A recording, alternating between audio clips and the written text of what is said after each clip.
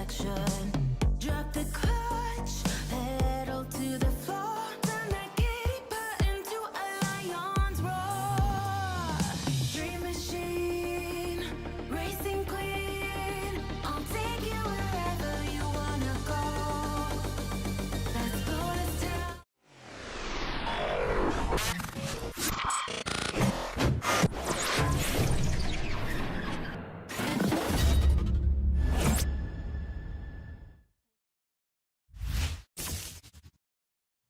AEW tonight made its Phoenix debut. They were in a new market. A lot of people in the building tonight. 7,000 people. Very excited crowd. Very loud in Phoenix tonight.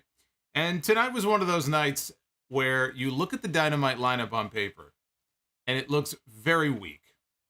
It was not a very impressive lineup on paper, less than 2 weeks away from Revolution. They don't have very many pay-per-views during the year. They only have 4 shows. So you want to put your best foot forward the closer you get to that pay-per-view. And I looked at that lineup and I wasn't impressed. Now, of course, God forbid you should say something on social media about that because all the mutants come for you, but we put them in their place. But what sometimes happens when you have a lineup on paper that's kind of like, is they end up being really good shows. And when this show was over tonight, I will say that I thought it was better than the last couple of weeks of Dynamite. They were on a hot streak. Last couple of weeks have not been very hot at all. I thought tonight was better than the last couple of weeks, but not by much. This was also not a great show, but there were certainly parts of it that I liked. There were parts of it that I did not like. But we have to talk about Tony Khan first, because on Friday on Rampage, there was a graphic that they put up on screen, and they made the announcement that Tony Khan was going to have a major announcement, which they later on amended to be an important announcement.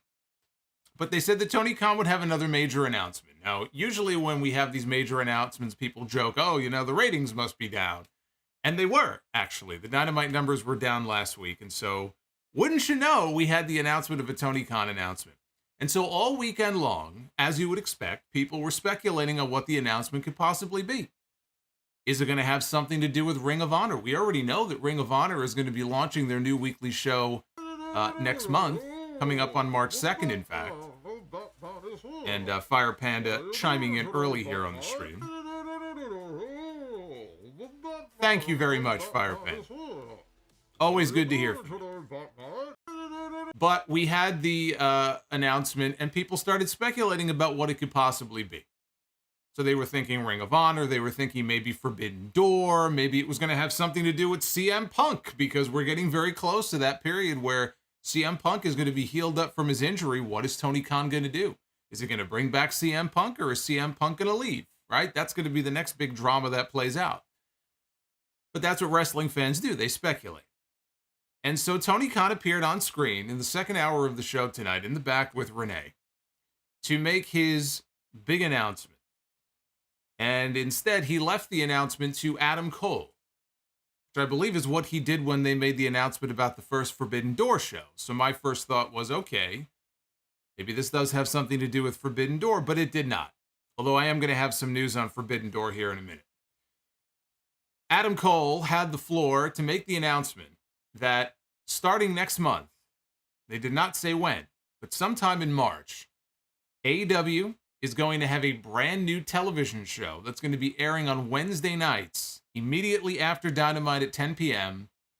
It will be on, I believe, TBS. I believe it'll be on the same network right after Dynamite. I actually didn't see whether it was going to be TNT or TBS. I think TBS. But it's going to be a reality show called AEW All Access. And he said that a lot of the stars of AEW will be involved, the people backstage as well, not just talent. And, of course, Tony Khan thought that it should be made by one of their major stars, which is why he allowed Adam Cole to be the one to make the announcement. So Cole said that we're going to get an unfiltered look at the stars of AEW like we have never seen before. And he said, for example, you'll get to see a lot more of his own story. And he was also very excited to share, not only share his journey with the audience, but also share with us that on that night that this new AEW show premieres, that night on Dynamite is the night that Adam Cole will be making his in-ring debut. Or not, I can't even say his re-debut, his return from injury. We've been wondering when he's going to wrestle. I thought they were building to a match at Revolution. Evidently not. They brought him back weeks ago, and I thought it was building to something, some program for him at the pay-per-view, but instead, he will make his in-ring return on Dynamite that night, whenever that night may be. And he said that he is damn sure that he's going to give us the best Adam Cole that we have ever seen. Now, the actual date was not given, which I thought was very strange, because this show is debuting in March, right? So today is already February 22nd. We only have about a week left in this month, and it's going to be March. And they couldn't give us the date. I thought that was very weird. So we still don't know the actual Wednesday that the show will be premiering, but we know that it will be sometime next month. So let's look at this for a second. As I said, they made this announcement that Tony Khan would have an announcement on Friday, and everybody started speculating. And having now seen the announcement, was this an announcement worthy of the hype that they gave it? No. No, it wasn't. This did not need to be announced on television in the way, or hyped up for days in advance on television in the way that it was. But on the plus side, the biggest plus of all, it is a very good sign for Tony Khan and for AEW that Warner Brothers Discovery is giving them more television time. That's a positive sign in a year where AEW is going to be, if they're not already, renegotiating their next television contract. It is a good sign that Warner Brothers Discovery is investing more and not less in AEW and giving them another 60 minutes. This is not a half-hour show. It's an hour-long reality show that will air on Wednesdays. So for AEW, that is a positive sign.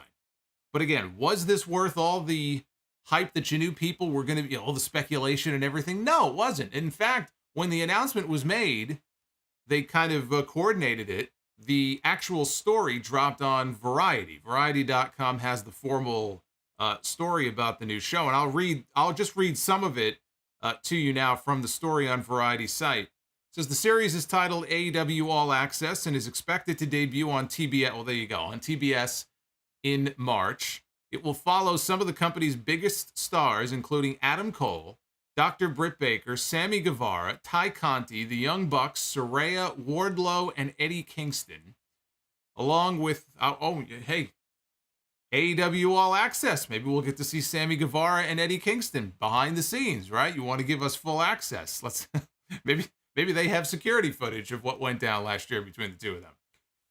Actually, they might. Very possible they might. Maybe that whole thing was a work. Maybe we all got worked. Maybe it was all filmed for this show, and we're going to see it play out on TV. It says each episode will follow them week to week as they seek to remain at the top of the company. I didn't know Ty Mello and Eddie Kingston were at the top of the company. While also exploring rivalries between them. The show will also detail the lead up to major AEW events and pay-per-views. AEW has such an amazingly loyal and dedicated fan base that brings in more than 4 million viewers to TBS every Wednesday night. This is according to Jason Sarlanis, president of Turner Networks. With All Access, we are bringing that incredible audience a whole new way of experiencing the wrestling universe they love. We have a powerful partnership with Tony Khan and AEW. With this new series, we are expanding the franchise in a way that invites viewers inside the world of wrestling like never before. So again, that is the biggest takeaway from this, is that AEW and TBS, AEW and Turner, working together in concert. That is good news if you are an AEW fan. But did they really need to throw this out there on Friday that Tony Khan has a major announcement? No, they did not. Because look, WWE always breaks news on Variety and websites like that all the time, right? They'll give them some scoop on some story. It would be like Michael Cole going on SmackDown on Friday and saying Triple H is going to have a major announcement to make on Raw this Monday, and then you kind of leave it out there all weekend. And then Triple H goes on television on Monday night and makes an announcement that, hey, we're going to have a new reality show that's coming to USA Network. Who cares? Who cares? You could have announced that on the website. So anyway, That's my thoughts on that announcement. Good news for AEW, though.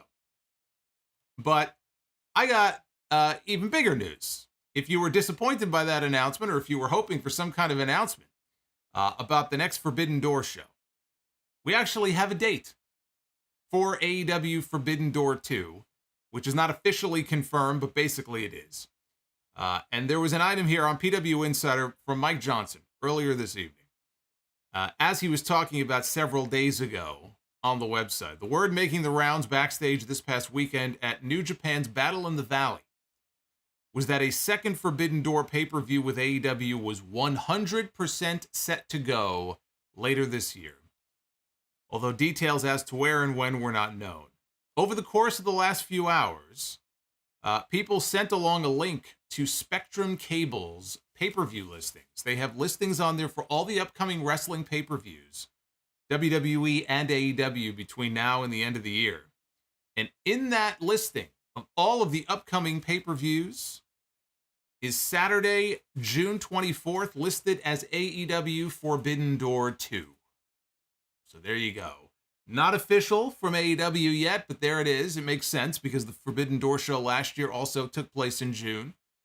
And so it looks like Forbidden Door 2 is coming again this June, on June 24th. And all I can hope is that now we can get Okada and Bryan Danielson. That's a match I've wanted to see for many years now. That would be the perfect place to get those two in the ring together for the first time. Kazuchika Okada and Bryan Danielson. Just give me that match and I'll be happy. That's all I want to see. You know, Bryan has wanted to go to Japan and wrestle over there for the longest time.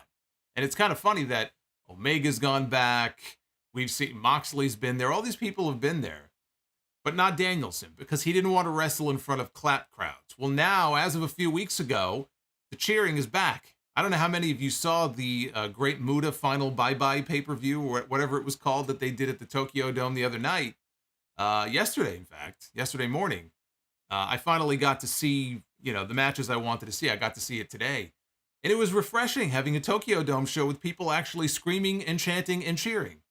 And so I think Danielson will likely end up going to Japan at some point. Maybe he'll do the G1 this year.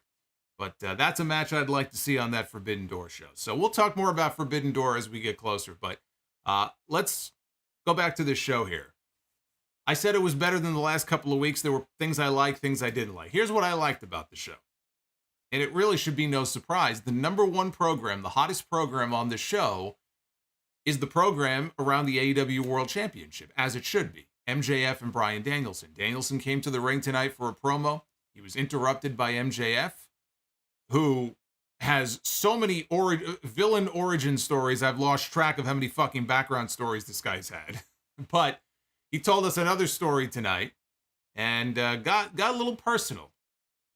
Got a little uncomfortable, frankly, with Bryan Danielson. But we also found out exactly why this man hates Danielson so much. And I thought that it was a very strong segment. It ended with MJF face down on the ground, and Bryan Danielson finally getting one over on him.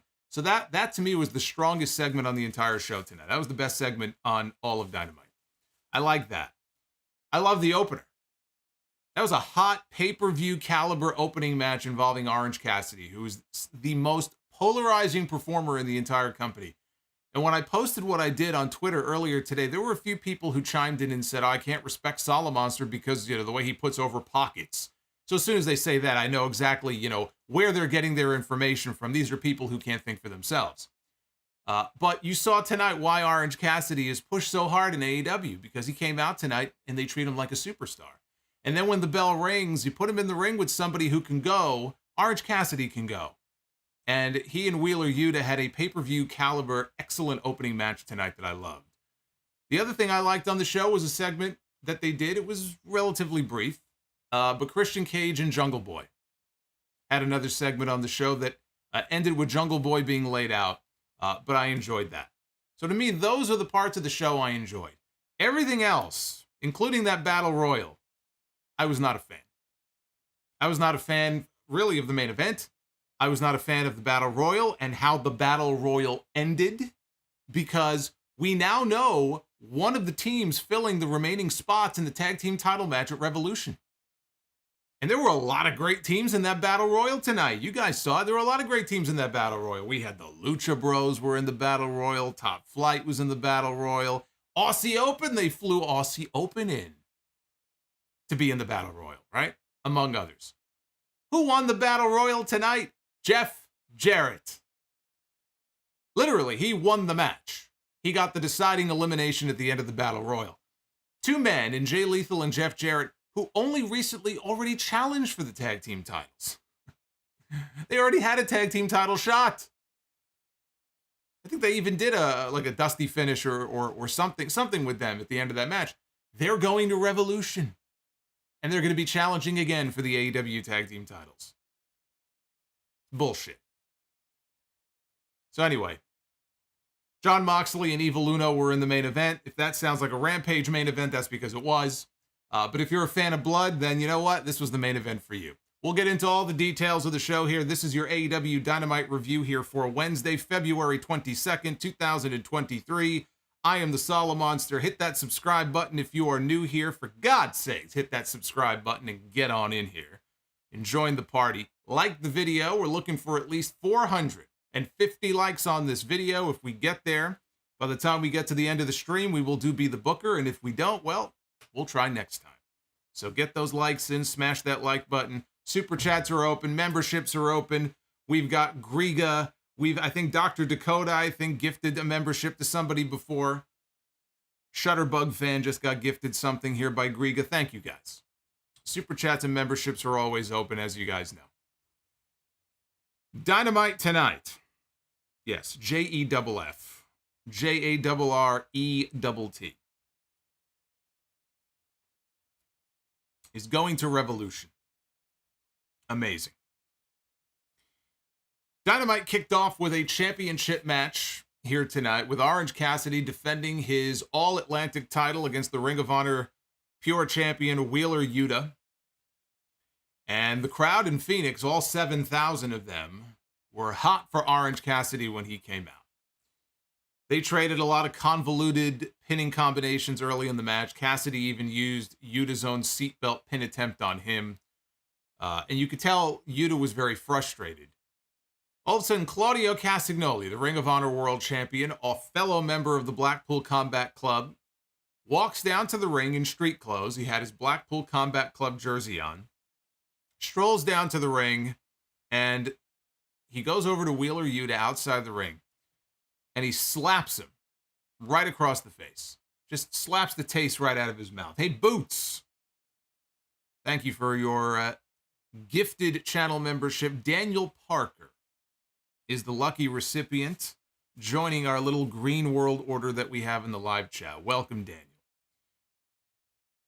Slaps Yuta right across the face. He's trying to knock some sense into this kid. He's trying to toughen him up. And he tells him, enough of this fancy wrestling crap. All this pinning combination, all this technical bullshit. He goes, go in there and fight him. So Yuta goes into the ring, and that's exactly what he did. Yuta went inside. He took Cassidy down. He started gouging at his eyes. He was noticeably more aggressive. He was noticeably more heelish, dare I say. Then he brought him outside. He threw Cassidy over the timekeeper's table and then flipped the table over on top of him. Slapped high five with Claudio, who basically looked at this and said, my job here is done. And Claudio went to the back. Yuta was in control, and Cassidy, a little while later, had his hands in his pockets. It's pockets. Had his hands in his pockets, and he was eating chops from Yuta. So then Cassidy gave him the devastating shin kicks. Then he caught him with a front drop kick and then kicked up with the hands still in the pockets. Yuta controlled the match, though, through a commercial break until Cassidy avoided a splash off the top rope. And both men traded German suplexes. Cassidy tried for the mousetrap. Yuta countered into one of his own for a close near fall. And then Wheeler Yuta spat at Orange Cassidy. But he didn't just spit at him. He spat his gum out at him. And I don't know that you could have, as many times as you would have tried this or rehearsed this and practiced this, I don't know that you would have been able to do this very often. But the gum stuck perfectly right to the middle of Orange Cassidy's forehead. Just this big blue wad of gum right on his head. So then Cassidy spat on Yuta. That led to a forearm battle, which led to a double down. Yuta avoided beach break, pulled Cassidy over to the apron, but Cassidy countered and backdropped Yuta on the apron. And then hit a diving DDT off the apron to the floor. Back inside, Cassidy hit the satellite DDT. Yuta, though, countered beach break into a pile driver. Anvil elbows from Yuta. He tried for his seatbelt move. Cassidy transitioned, though, into his own anvil elbows.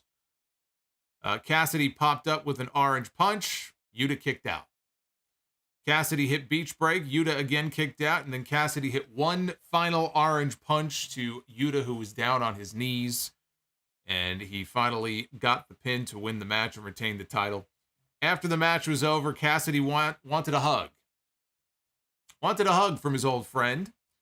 Claudio reappeared. Claudio came about halfway down the ramp, looking at Yuta in the ring, and was motioning from the ramp not to.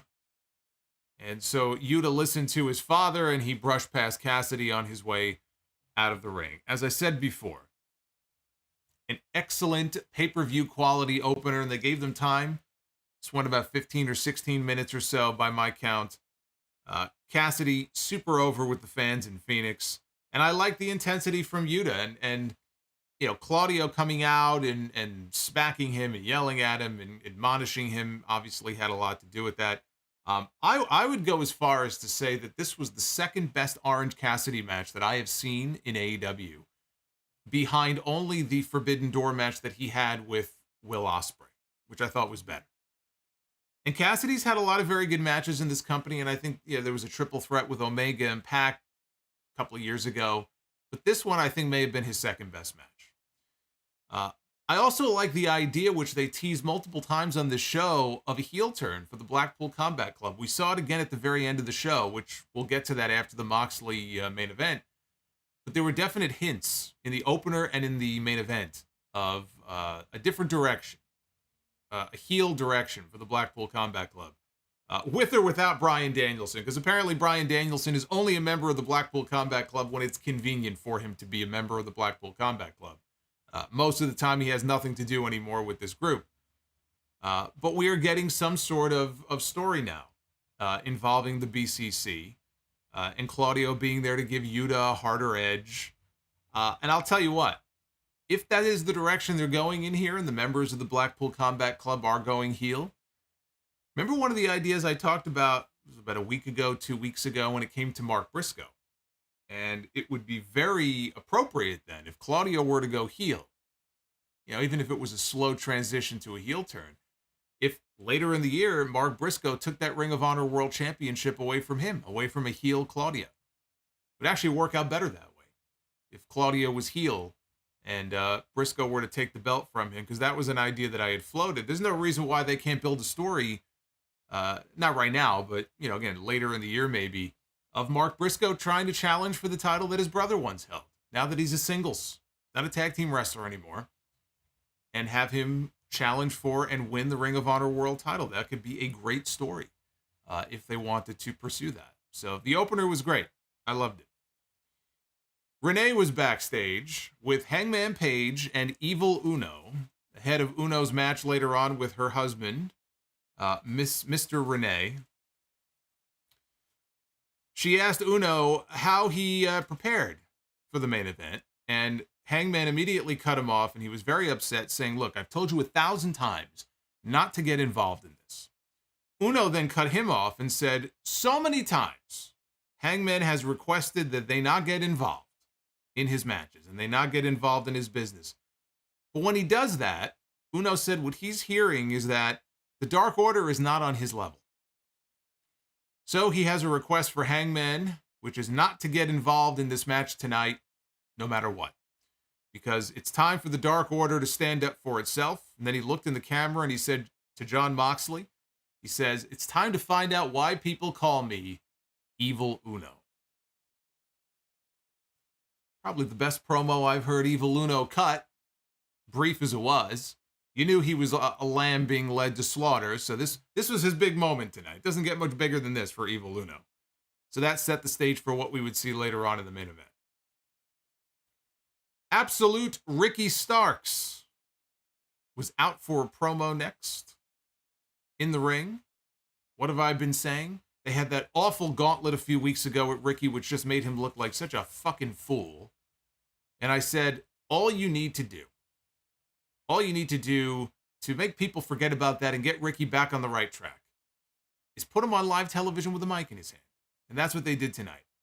He said it's no secret that for the past few months, he's been dealing with interference from the Jericho Appreciation Society. And the message is clear. Chris Jericho, you don't want to have a rematch with moi. So I accept that.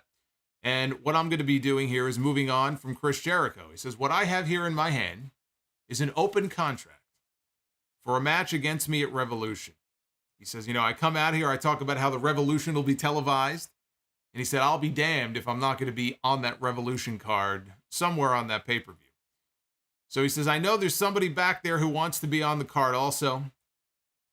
Judas played. And out came Chris Jericho by himself wearing a jacket with spikes on it, which I would love to have one of those, by the way. I would love to know where I can get me one of those. For whenever I am in the city with all those people.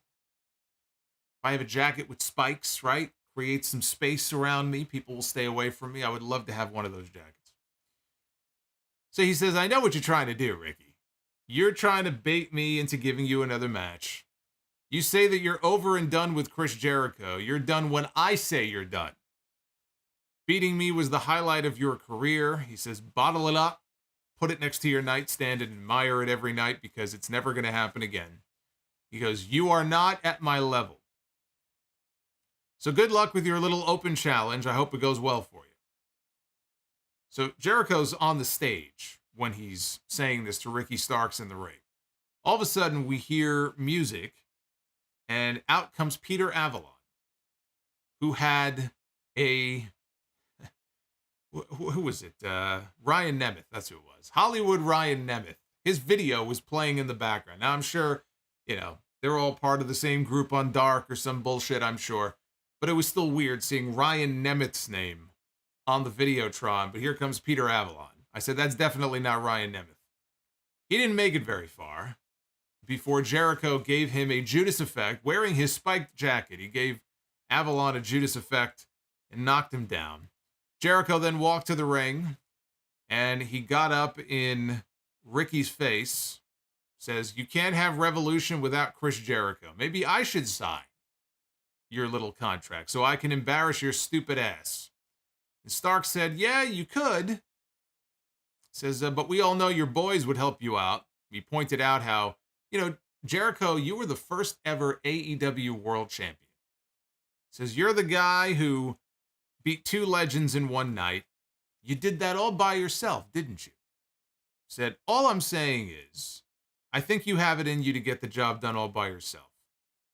And Jericho took the bait, and he said, you don't believe I can beat you one-on-one? And Stark said, actually, I do. I genuinely do believe that you have it in you to beat me one-on-one. Jericho agreed then to sign the contract and said that he would even add an addendum barring the members of the Jericho Appreciation Society, forcing them to stay in the back so that they do not get involved in their match. There's just one problem. I didn't bring a pen. And I thought, look, if this were like ECW back in the day, Jericho would have gotten about, 50 pens to the skull. But Ricky said, he says, I do. And he pulled a pen out of his jacket pocket. He handed the pen to Jericho, who then teased the pen click. He dragged it out. The fans popped for it, right? Going back to the days of the list. So he pops the pen, and he signs the contract, and the fans cheered. And Jericho warned him, and he said, be careful what you wish for. Because he goes, Ricky, remember this. Be careful what you wish for. Nobody outsmarts the Ocho. And Ricky flashed a devilish grin and then winked into the camera as Jericho walked to the back because he knew that his plan worked. So Ricky Starks has his match at Revolution and the babyface gets one over on the heel, which isn't always the case. So it was nice to see the babyface. The babyface went over here. We didn't have a situation where we were dealing with the dumb babyface syndrome for a change. It is still very goofy that Ricky subjected himself to everything that he has and walked into that gauntlet by himself with no help, knowing full well he was going to be double and triple and quadruple teamed by these, all the members of the JAS. Everything that he has subjected himself to over the last month or so, even after he already beat Jericho. It's just dumb.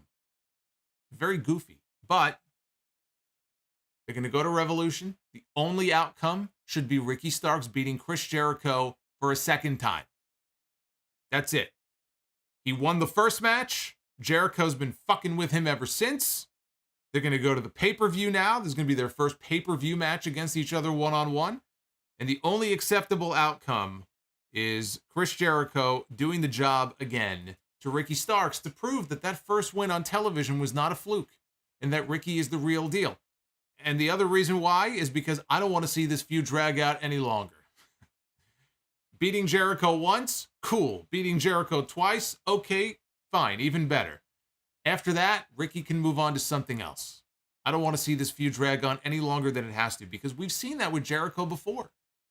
Jericho and his groups, whether it's, the Inner Circle or the Jericho Appreciation Society, he tends to have feuds sometimes that drag on way longer than they should. This is a feud that needs to be done after Revolution when Ricky gets the win. And now they've set that up. We had the former AEW Tag Team Champions, the Acclaimed, on the show tonight, taking on the team of Lee Moriarty and Big Bill, representing the Firm. In Max Caster's rap, he said Bill's girl just texted him, and she said that he's SAWFT. And that seemed to amuse Bill. Lexi Nair may not be that amused, especially if it's true. During the picture-in-picture, the Guns showed up, the AEW Tag Team Champions. Big Bill took out Billy Gunn with a big boot, and Max Caster then sent Bill outside.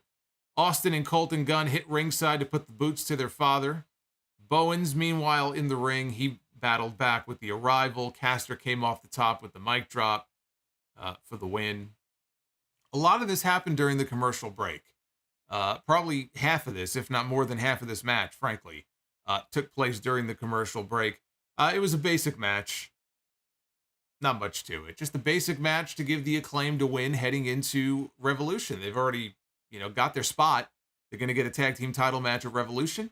This gives them a win on the way. They're in a new market tonight in Phoenix with a hot crowd, and so they gave the live fans the chance to see a Max Caster rap live. I wouldn't be surprised if that, more than anything, is why they wanted to make sure the Acclaimed were on the show tonight. And the fans were very happy to see them, and so short and painless, there you go. Now, as soon as the match ended, they threw it to Tony Schiavone, who was on stage, and he introduced Christian Cage for a special interview. This is 1 week after Christian made his return and laid out Jungle Boy. So Christian starts walking out from the left side of the stage, and no sooner does he walk out, he is immediately speared and taken down by Jungle Boy, who entered from the opposite side of the stage. I guess I can't say tunnel anymore, because technically they don't have the two tunnels. But Jungle Boy came out of nowhere from the other side of the stage and took down Christian. Jungle Boy then disappeared, briefly, and he reappeared with two steel chairs, one of which he laid underneath Christian's head, and he was, obviously he was going to be teasing a concerto, a one-man concerto here on Christian. And he hesitated. He waited too long. And by the time he finally lifted the chair up above his head, Christian lifted his arm and delivered a low blow to Jungle Boy. Jungle Boy now was down on all fours, and Christian grabbed the chair that he was laying on top of. He picked it up, and he took the chair, and he smacked it backwards and just whacked Jungle Boy right in the face with it. Then he rammed Jungle Boy's face into the chair. The chair was laying flat on the ground, and he just rammed him 5-6 times over and over again, face first into the chair. And Jungle Boy came up bleeding, and Christian stands tall to close out the segment. Their match at Revolution, I don't believe, they may have announced it later in the show. Things were going so quickly at the end of this fucking show. I was just trying to, wrap up my my very basic notes here. And of course, Excalibur is talking like a fucking bullet train. So I don't know if they've made it official yet or not. Obviously, these two are going to have a match. It may be official at Revolution. I'm glad that Christian is back. I said that last week. I'm very happy that Christian is back. He suffered a pretty serious arm injury. He was out for a long time, and they had a stall because they were supposed to do this at All Out. They had a very brief 20-second nothing match. And so now they're going to be able to go out there at Revolution and have a kick-ass match. They're going to be able to have the match that we were supposed to get from them in September. And Christian is a very good babyface. Don't get me wrong. The fans were into him, big time when he first came in. And remember when he beat Kenny Omega for the Impact title on Rampage and everybody went crazy? Christian's a very good babyface, but he's a much better heel. He's such a dick. He's just such a dick to people that he is just such a great heel. And so I'm very happy to see him back. And it's just a lot of fun to watch. And when he's healthy, like I said, if we have a fully healthy Christian in there with Jungle Boy, they could steal the show at Revolution. So the show cut abruptly to a video package for Samoa Joe and Wardlow. Their match is official. They're going to be wrestling for the TNT Championship at Revolution. It showed the very end of the sit-down interview that Wardlow did with Jim Ross last week, where he told the story about when his father was, dying and suffering from cancer. That is when his father lost his hair because of the treatment. That's when Wardlow decided to grow out his hair and grow out his beard. And that was a story that he shared with Samoa Joe when they befriended each other and they were tag team partners. He trusted Joe with that information. And what did Joe do? At the beginning of the year, he cut off Wardlow's ponytail. They put some context on why Joe would cut this man's hair off and why Wardlow would be so pissed, other than just the fact that this guy cut his hair off. So we got the tail end of that interview. Joe then commented that he did what he did to sever that connection and show that he was not a man to be trifled with. I think we all know that Samoa Joe is not a man to be trifled with. And so this was very brief, but, I'm looking forward to their match. I was enjoying the string of Samoa Joe main events that we were getting for a while there last month. And since Wardlow came back, it's only been a couple of weeks, but outside of this promo, we haven't seen Joe. I'm hoping coming out of Revolution, assuming he loses to Wardlow, that they don't just banish Joe to Ring of Honor and we never see him on AEW. But if Ring of Honor is starting their weekly television next month, it may just be that that's going to be Samoa Joe's, permanent home going forward. I guess we'll just have to wait and see. We had Saraya in a rare television match against Skye Blue. Skye Blue got an early Cazadora that did not look great. It looked like Saraya hesitated.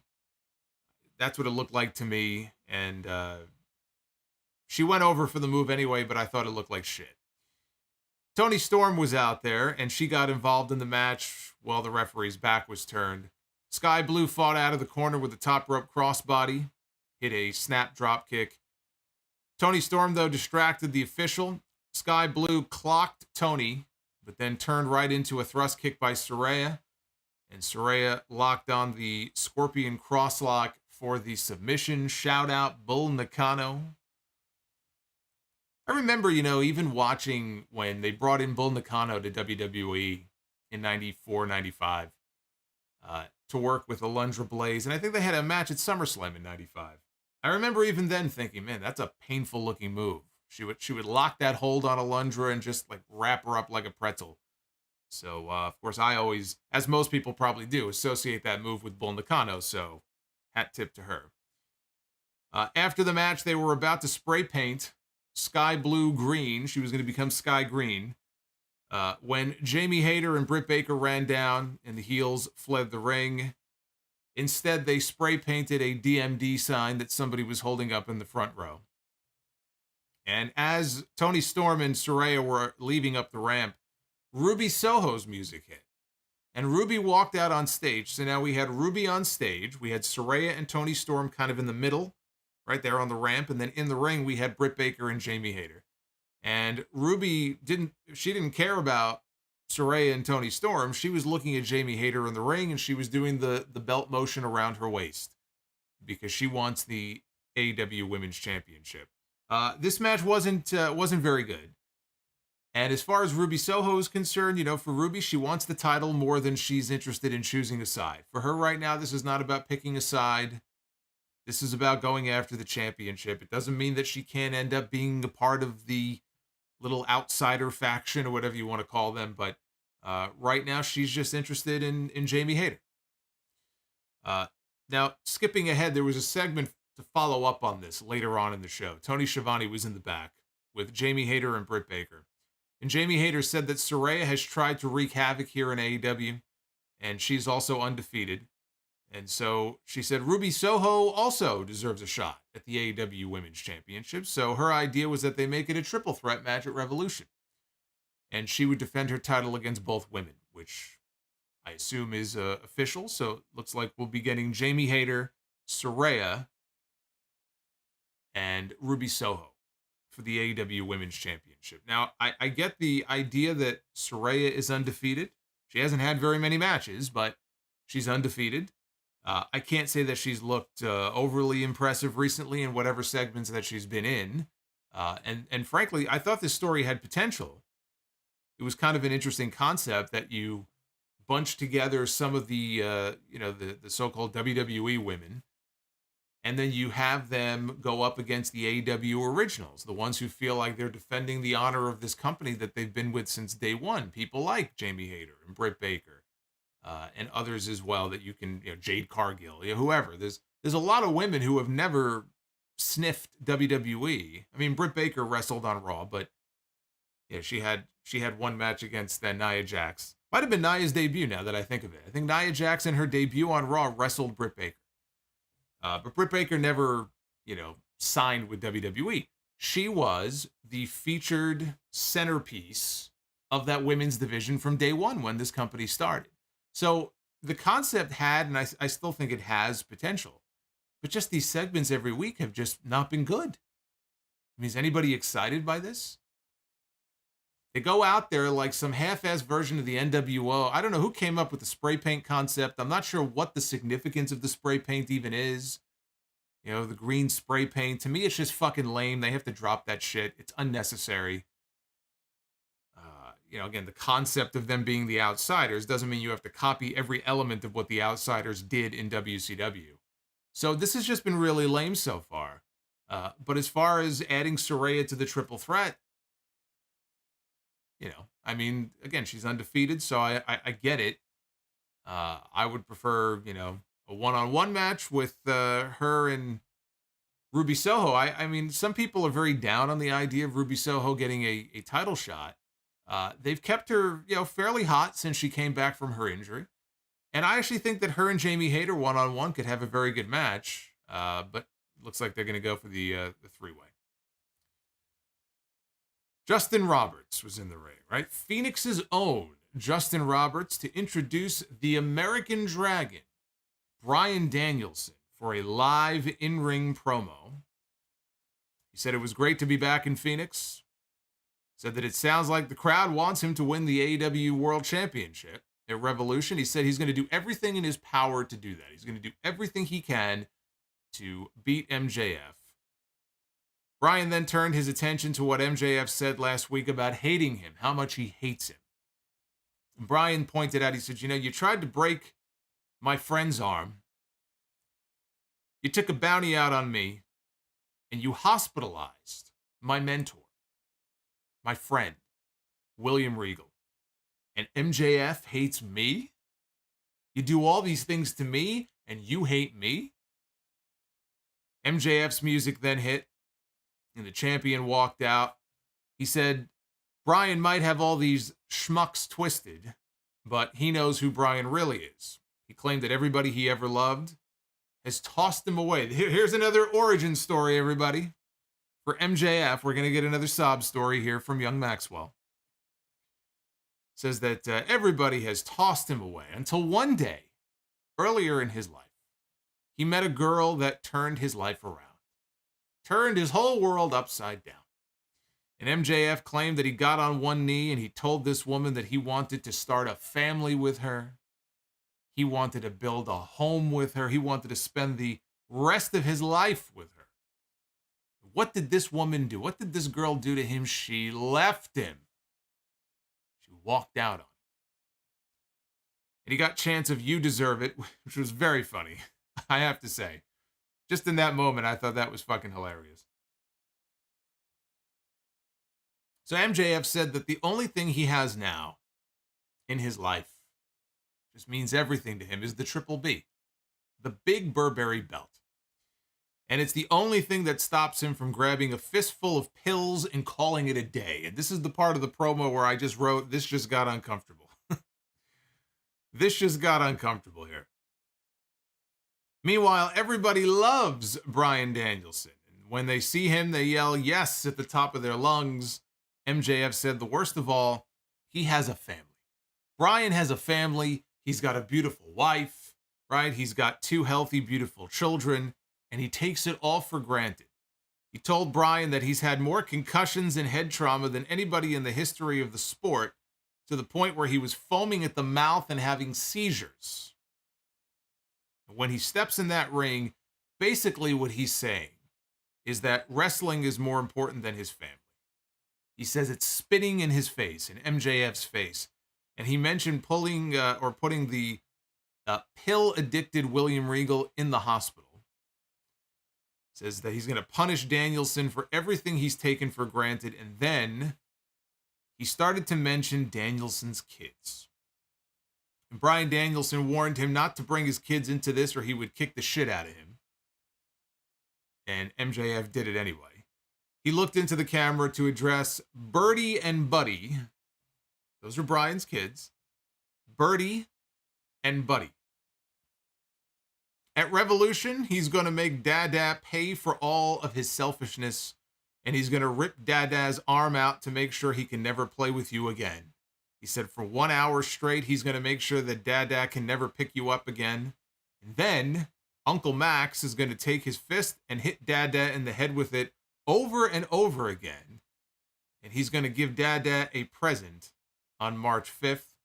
Early onset CT, and then before he could say E, Danielson attacked him. Security hit the ring to pull them apart, got them into opposite corners. Bryan broke free. He dove onto MJF in the corner. They pulled him apart again. This time MJF got free. He dove onto Danielson in the corner. Again, they were separated. MJF rolled out of the ring. Danielson on the other side broke free. And he got out of the ring and he circled the ring, kind of like Braun Strowman does. He comes circling. Here he comes around the bend. MJF had his back turned, didn't see him coming. And Bryan blasted him with a forearm shot on the floor to close out the segment. So, again, I've heard quite a few different potential origin stories here for MJF. And the thing about MJF is there is supposedly a lot of reality and a lot of truth in some of the stories that he tells. You know, the story about being bullied for being Jewish and having coins or whatever, quarters, I think, thrown at him. The story where he was in the car with the girl who was filleting him, and then they hit a pole, and then of course then he talked about how he switched seats with her and everything. But apparently there was some sort of car accident when he was in school, and so he incorporates these elements into his promos. I don't know how much fact and fiction was involved here in this one. It's very possible that he proposed to a girl when he was younger and she left him. I know he's engaged now to be married to a different girl, and he seems to be very happy, and mazel tov. But it's possible that was a legitimate story. But it's just funny to me. There's been so many different stories where he talks about this great impact that this life event had on him, and clearly it has shaped the character that he portrays here on TV. But what we got here out of this segment was we got the reason finally. We got to the heart of the matter. as to why MJF hates and despises Bryan Danielson so much. We found out here in this segment. It's because Danielson has everything that MJF wants, other than the championship. Danielson has everything he wants. He's got the wife, he's got the kids, he's got the house, he's got the seemingly perfect life that MJF thought he was going to have, that MJF wishes that he had. And yet he still goes out there despite all of his injuries and all of his head trauma, and he risks it all every time he steps into the ring, and how selfish that is of him. Can't wrap his head around the fact that this man is going out there every week and risking it all when he would kill to have what Bryan has. And now here's Bryan Danielson wanting to take the one thing that MJF does have away from him. He already has everything else.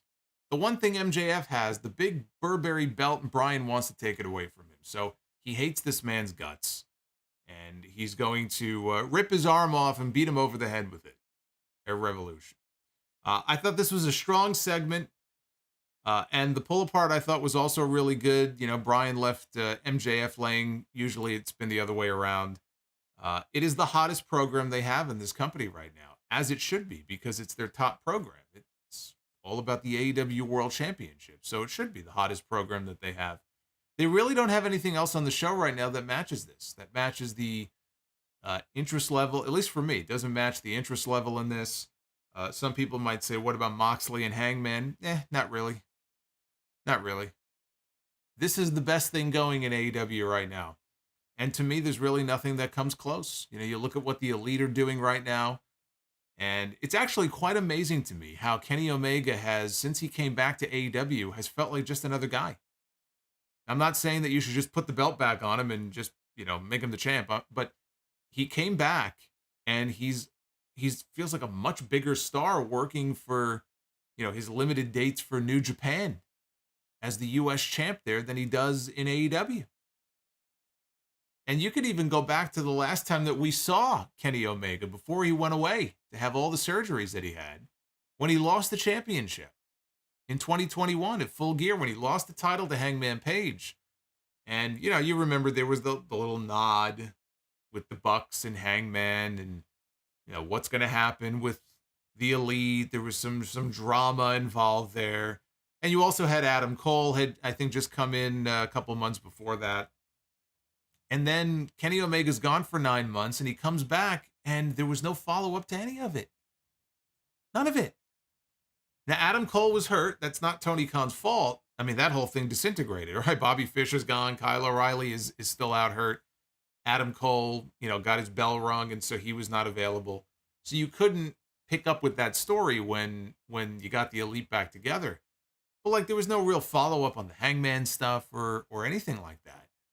And then Brawl Out happened, which was unexpected. So then he missed another 3 months.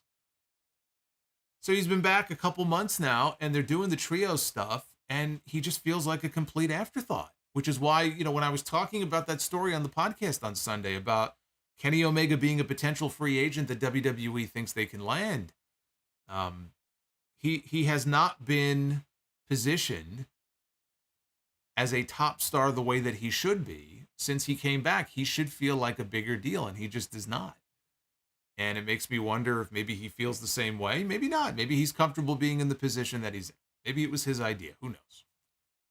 His idea or not, they're going to have to, I think, coming out of Revolution, they're going to have to, you know, figure out what are they doing with these guys? Are they even going to be the trios champions anymore?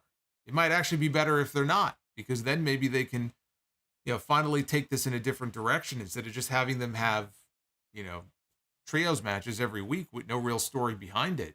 But, you know, Kenny Omega is sniffing 40 years old, and you don't know how many more great years he has. He's one of your biggest stars. So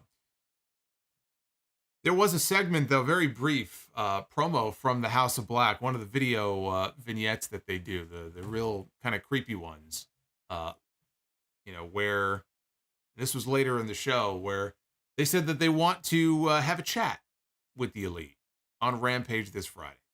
So They are at least going to further that story and maybe make the match official for Revolution. After a commercial, we got the Revolution Tag Team Battle Royal. Both members of a team must be eliminated for the entire team to be eliminated. We had Jeff Jarrett and Jay Lethal, Best Friends, the Lucha Brothers, the Butcher and the Blade, Top Flight, Matt Menard and Angelo Parker, Alex Reynolds and John Silver, Roosh and Preston Vance, Tony Nese and Ari Daivari, and Aussie Open. I was not expecting Aussie Open to be in there. One of the members of Aussie Open, I want to say it was Mark Davis a few weeks ago on social media, posted that their schedule was totally open. At first, I didn't know what he was talking about. It almost sounded like he had a falling out with his partner. I said, oh man, what happened with these two guys? But I misread the tweet. He was saying something like, Kyle's somewhere else. Basically what he was saying is, we're available and nobody's booking us. And I couldn't believe what I was reading, because Aussie Open and Dax Harwood, said as much from his own lips after they had that match at the Royal Quest show back in October. May well be the best tag team in the world right now, bell to bell in the ring. They're certainly one of the best tag teams in the world when it comes to in ring. And so it was shocking to me to read that tweet and just realize that nobody's scooped these guys up full time. It's amazing to me. So at least Tony Khan booked them here on this show. I don't know what their status with AEW is, but at least he booked them for this Battle Royal. They were eliminated, though, by the Butcher and the Blade after a commercial break. Josh Woods was out there. There were as many people outside the ring during this Battle Royal, maybe as many people on the floor outside the ring as there were in the ring for this Battle Royal. Bliss Fan, it's funny you mentioned that Hog should book them. We had Aussie Open in House of Glory several months ago. In fact, they wrestled the Briscoes. And we got to call that match, and it was, as expected, a fucking excellent match. So we have had them in Hog before, and we'd love to have them back. So, I guess with my commissioner powers, I may have to start working the phones. I may have to pick up the phone and call Mark Davis and see what we can work out. You do make an interesting point. It's like, well, why don't you make it happen? We might have to make that happen. But yes, we've had them in before. I don't know what their contract status is with New Japan. Mr. Dynamite says, are they not under contract to New Japan? I don't know. But it looked like they were wondering, hey, nobody's booking us. I'm like, yeah, somebody should book them. So Josh Woods was outside the ring, and he tried to help Tony Nese and Ari Daivari when Mark Briscoe ran out. I didn't know who it was at first, and then the announcer said it's Mark Briscoe. And the fans started going nuts. He was acting like a wild man, and he brawled with Josh Woods to the back. Nese and Penta were out on the apron fighting. Penta hit a Fear Factor on the apron to eliminate him. The Lucha Bros pressed Ari Daivari over their head, launched him to the floor onto Nese and Smart Mark Sterling to officially eliminate the team. Butcher and Blade eliminated Aussie Open, as I mentioned before. Darius Martin also fell to the floor. So, again, various eliminations were taking place here. I'm going to skip ahead here because none of this really matters. This was a battle royal, by the way. I know it's a hell of a description of this match. It was a battle royal. It was every battle royal that you have seen in AEW. And there have been a few good ones, but this was not one of the ones you're going to be thinking about a week from now. The Butcher was going on a bit of a run, though, eliminating people here in this battle royal. And he dumped Dante Martin to the floor. Ray Phoenix eliminated Butcher after that. Phoenix then immediately got tossed out by Jeff Jarrett and Jay Lethal. So that brought it back to Lethal and Jarrett and Trent of Best Friends. And even at this point, I said, my God, this is the final three in this battle royal? You've gotten rid of all these other teams. I thought, the Lucha Bros seemed to me to be the favorite coming into this, but of all the possible options here, once I saw who the final three were, it was pretty clear who was going over. But I was still in my mind, I'm like, well, maybe there'll be a surprise team or something that comes out. It can't possibly end the way that I think it's going to end. So Satnam Singh was outside the ring. He was going side to side to try to prevent his boys from being eliminated. Trent hit a tornado DDT on Jay Lethal, but then immediately got planted by Jeff Jarrett with the stroke. Trent, when he went to dump Trent out of the ring, Trent skinned the cat and used Orange Cassidy to help him out for the assist. Because when Trent got dumped out again, Orange Cassidy got him on his shoulders to prevent him from hitting the floor. Jay Lethal got backdropped to the floor, so Jay Lethal was eliminated as Danhausen chased Sanjay Dutt to the back. Satnam Singh again helped Jeff Jarrett when it looked like he was about to be dumped out of the ring. And Jarrett hit another stroke on Trent before eliminating. He almost gave me a stroke watching the end of this Battle Royal. Jeff Jarrett wins the Battle Royal for his team to send Jeff Jarrett and Jay Lethal to Revolution to challenge for the AEW Tag Team titles as one of 4 teams in a fatal 4-way match.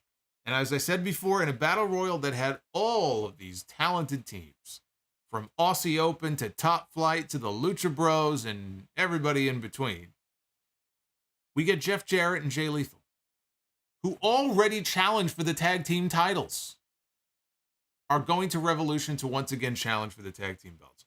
Why do we need Jeff Jarrett in a match on this pay-per-view? Why? This is exactly what I was hoping that we would avoid. There can be a spot for Jeff Jarrett. Jeff Jarrett's an old school guy. He knows how to get heat. But I don't need to see him challenging for the tag team titles on pay-per-view when I have already seen him challenge for the tag team titles. So this was stupid. And I was not a fan of this Battle Royal. But fair play to Jeff Jarrett. I don't know how he continues to do it. But this guy is everywhere. He leaves one place or he gets released. He pops up somewhere else. It's like whack-a-mole with this guy. More power to him. This guy's all over the place. This was the point in the show where we got that video package from the House of Black. Malachi said that it's time to address these problems and eradicate them, referring to the Elite. So we'll get that on Rampage on Friday. This is the point in the show where they went to the back with Renee and Tony Khan to make his announcement. And I'll just go through this very quickly for those of you who may have joined late and didn't see the beginning of the stream. But Tony Khan really did not make any announcement tonight. Tony Khan deferred to Adam Cole. He allowed Adam Cole to make the announcement, which was that starting next month, airing on Wednesdays after Dynamite, they did not tell us when. It's not exactly that far off. I don't know why they couldn't give us the specific date, but they didn't. But starting next month, on TBS at 10 p.m., they're going to be airing a 1-hour reality series called AEW All Access that is going to follow around some of the top stars in AEW. And I don't know how much of this is going to be reality versus kayfabe. I don't know if it will all be reality. It's wrestling, so it will never be all reality. There is no such thing as a real reality show. Every reality show is a fraud. There's at least some element of kayfabe, even to non-wrestling reality shows. I always said, why do they call it reality television? There's nothing real about it. Do you see some of these reality TV shows? I have to sit here on Monday nights watching Raw, and I get a commercial break every 60 seconds on that fucking show. And I have to see these commercials for Chris Lee Knows Best. The fakest fucking family I've ever seen in my entire life. There's not a fucking thing about that show that's real.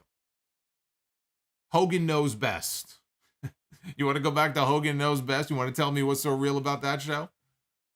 Yeah, fucking break. So I don't know what the ratio of reality to fiction is going to be on this show, but it's going to cover the lives of the talent and some of the behind the scenes people. So I'm sure there'll be elements of reality to it. And no, I am not bumping the Dynamite recaps to 11 o'clock, by the way. So for anybody who is wondering, are you going to be covering the new show and then reviewing it after? No. When Dynamite goes off the air, we go live 20 minutes later, just like we always do. So that was the big announcement. And the other part of the announcement is that Adam Cole is going to be making his return to the ring that very same night that the reality show debuts on that episode of Dynamite. What week? Again, we don't know yet. The main event of this show was Jon Moxley one-on-one against Evil Uno of the Dark Order. That sounds like a Rampage main event, not a Dynamite main event, but it was a Dynamite main event tonight. Evil Uno rushed Jon Moxley right at the bell, went right after him. Moxley, though, quickly turned the tables. Uno fired out of the corner with a big kick, took his vest off, and wrapped it around Moxley's throat. He was biting his head. Even through his mask, he was biting at Jon Moxley's head. Uno sent Moxley outside. He went to the top. He hit a somersault senton out to the floor. Moxley recovered and sent Uno into the steps head first, which busted him open under the mask. You could see under the exposed eye portion of his mask. He was all bloody. After eating a few shots, Uno fired back with pile drivers, and he tried to go for another one. Moxley, though, countered into the anvil elbows and got the rear naked choke. Uno was just dripping blood. I mean, this was a sick blade job from what we could see, because he's wearing a fucking mask. One of those sick blade jobs. And Moxley slaps on the bulldog choke, and again, blood is just pouring everywhere. Shockingly, it was not Jon Moxley's, but stay tuned. We're not done yet. So eventually, Uno passed out in the choke. That led to the ref stoppage. Moxley would not let go of the hold. He would not release the hold. Blood pouring everywhere. It looked like a crime scene. John Silver and Alex Reynolds hit the ring to make the save, but Claudio and Wheeler Yuta from the Blackpool Combat Club, they came out to fend them off. Again, very heelish. Fighting these men. Now, I know they're part of the same group with Moxley. You would expect them to come to Moxley's aid, but still very heelish on their part, that they would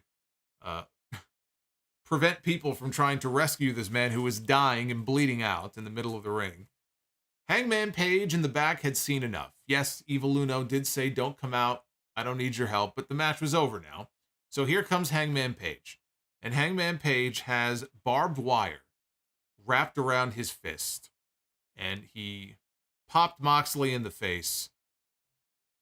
You know what that means. It's Wednesday. You know what that means. It means blood pouring from the body of Jon Moxley. So now Moxley is wearing the crimson mask, and Moxley is now pouring blood. Page tried for a buckshot lariat. Moxley bailed out to the ramp, and he was a bloody mess as they rushed off the air to end the show. That was our parting shot on Dynamite tonight. They got a close-up shot of Moxley sitting on the ramp, covered in blood. That should be the official logo of AEW Dynamite. It should just be Jon Moxley's face with blood pouring down. That could be part of the new logo. The main event was part of the overall story. I understand that. That Hangman Page is friends with the Dark Order.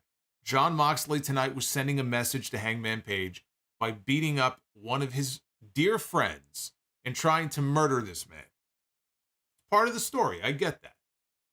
But this was not a suitable main event. It didn't feel like a suitable main event for this show. That's what they came up with to try to, again, extend the story between the two of them. I understand that, but this did not feel like a Dynamite main event. And I'm over it with all the blood. I'm sorry. Like, I don't mind blood in wrestling, but it's comical. It is comical how heavily they rely on it here in this company. And this is a feud where you could argue if there's going to be blood, this is it, right? Their match at Revolution is going to be a Texas death match, so you already know you're going to get a bloodbath.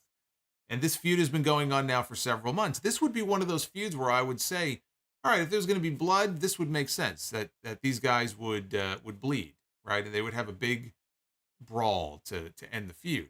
But we see it so often on the show, whether it's Takeshita, whether it's Danielson, Moxley, Hangman, Evil Uno, Jungle Boy bled on this show, Dustin Rhodes, every time we see him on television, which usually is only on Rampage now, he was bleeding the other week on fucking Rampage. Remember we had Ruby Soho with that sick blade job all those weeks ago in the tag match on Rampage. It's a gimmick they rely on so often. And again, I'll hear it from the AEW fans. Oh, all of a sudden you don't like blood in wrestling, or if WWE did it, if WWE did it, shut the fuck up. Seriously. I heard from so many stupid fucking people today on social media, you wouldn't believe it. You wouldn't believe the stupidity that I had to deal with today from the mutants. But that's how I feel about it. I think they rely on it too much. It's to the point where now it's just gratuitous, it feels like.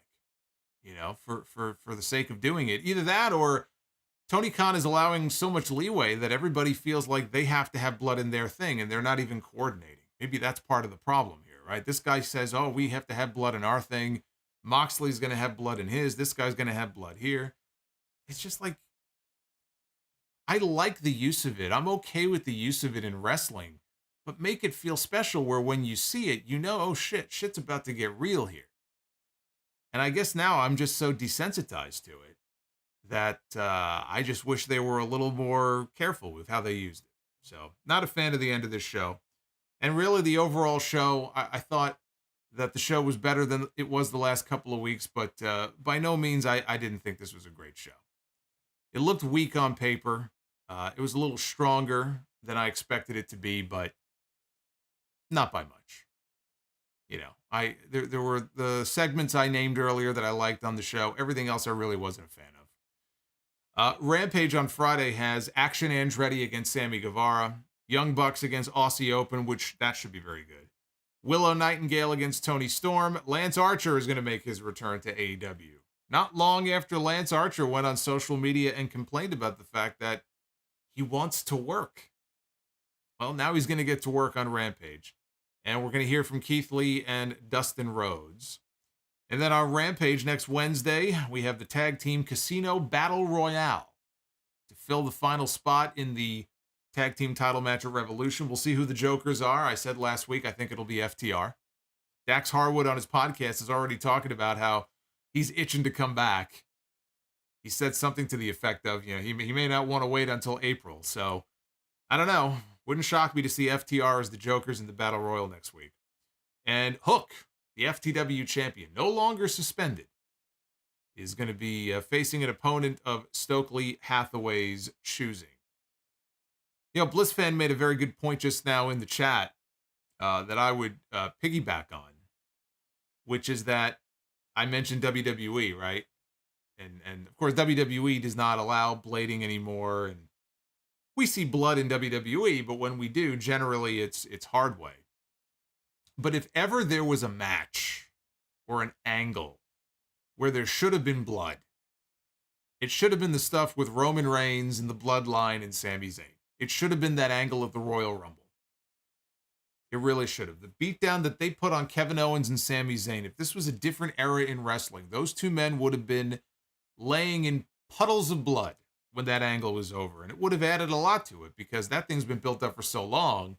The Bloodline should put a beating down on those guys like that. So I did feel like if ever there was an angle in WWE where blood would have really added to it, that would have been it. But it's like two polar opposites. One company just doesn't do it at all or tries not to, and the other company can't get enough of it. There's no in-between. I'm looking for the in-between. I guess that's what I'm looking for. Can we meet in the middle? Can we find that happy medium? I think that's where we need to be. Here's the Twitter poll. Not a lot of fans of this show tonight, it looks like. 1,200 votes in so far. Only 43% thumbs up. About 29% thumbs in the middle. And 27% thumbs down. So well below the 50% mark so far. It's still early in the night. But with 1,200 votes in, I don't know. It doesn't look like we're going to hit the 50% mark on this show tonight. Like I said, better than the last couple of weeks, but I still didn't think this was a great show tonight. Had its moments, but I was not a huge fan of what I saw. But as usual, the MJF and the Bryan Danielson stuff, that was the top deal on the show tonight. So let's go through your super chats. Remember, I did mention earlier the goal for tonight. The likes goal was 450, and we're right around 440. We only need 10 more. Who's going to be the final 10? Put us over the top and get us to be the booker. We'll find out. We'll see if we get there. We begin with our boy Drew. Dropping some in the tip jar here. Thank you, Drew. I appreciate it. We've got Crypto in Poker. Says Brock's matches are horrible, so why no Omos match? So your solution is to take somebody who you think has awful matches and just put him in another awful match. That sounds about right. PJK, what is your favorite match in Dynamite history? Ooh, that's good. There have been a lot of great matches in Dynamite history. There were a lot of great matches on Dynamite last year. Dynamite last year had far more, great matches than Raw and SmackDown. A lot of them were on my list, in fact, of the top 15 matches of the year. I would probably go with the second match with Bryan Danielson and Hangman Page. I think the Hangman Danielson match from the first Dynamite of last year, I think that was the January 5th episode for the AEW World title. That may be my pick. I know some people might say Omega and Danielson from the first Grand Slam show. That was also excellent, but I think the Hangman Danielson Part 2 is the one that I might go with. PJK also says, you are an inspiration to me. Recently started a podcast. Keep up the good work. Appreciate all that you do. Well, PJK, I wish you luck. As I tell everybody who is just starting out, you don't have to overcomplicate things. You get yourself a decent mic, you get yourself a decent webcam, figure out what the format is and what you want to talk about, and just make sure you have fun. And be consistent. You're going to do a podcast once every 6 weeks, it's not gonna work. You're gonna fail. You've got to want to do it. Trust me. Believe me. I know. I've done this for a while. Lakers Pats. Very funny. Thank you, Lakers Pats. Shin Superkick Akuma with the $5 super chat. Rhea Ripley will be entering her 4th WrestleMania in a row in championship matches. Rhea Ripley? You sure about that? Rhea Ripley, how is that possible? That can't be possible. You might be talking about maybe Bianca? I don't know if that's right. Joseph Brooks with the $9.99. I saw a video on YouTube and it had 10 great matches that WWE never talks about. So I wanted to do a buy, rent, sell on 3 of the matches that they included. Rock and Stone Cold at Backlash 99. Triple H against Undertaker at WrestleMania 17. And Shawn Michaels against Kurt Angle Part 2. I talk about Triple H and Undertaker at WrestleMania 17 a fair amount, actually. I think that's a very underrated match because everybody else talks about their later WrestleMania matches. For me, I would probably buy on the Triple H Undertaker match. I enjoyed that match a lot. Rock and Austin at Backlash, also very good. But I haven't seen Michaels and Angle Part 2 in so long, I'd have to go back and rewatch it. It wasn't as good as their WrestleMania match. I think they also had a Vengeance match that year. They had 3 matches that year. This might be the 30-minute Iron Man match, if this is the one I'm thinking of. But I just haven't seen it in a while, so I'd have to go back and watch. I like the other 2 matches, though, a lot. And, HBK and Angle, I mean, they're incapable of having a bad match. So I'm sure it was very good. Luther Angel, not the best episode, but decent. Better than Raw. I think that's a fair assessment. All right, so apparently Rhea Ripley, I forgot that she did participate in the women's, I guess there was a women's tag team title match last year. That I have no memory of this, by the way. I have no memory of this. So I will take your word for it that this is 4 years in a row. 36, let's see, 36. I know she defended her NXT title against Charlotte and she lost. 37 was the Raw women's title. So I guess 38 is the one I forgot about. Yeah, she was in the women's tag team title match. So this will be 4 straight years of Rhea Ripley in title match.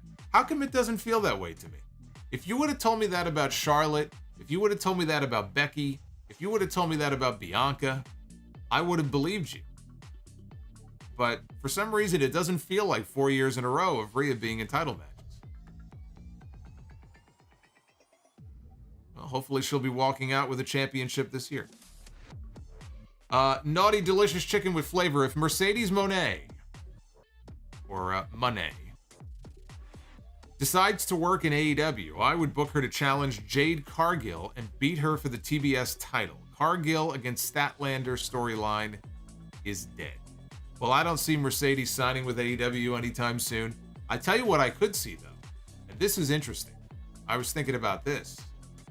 We could very well, depending on how long she holds on to that IWGP title for, we could potentially, because I believe that we will have Stardom involvement in this year's Forbidden Door. We didn't have that last year. I think there will be a Stardom match, at least, on the show this year.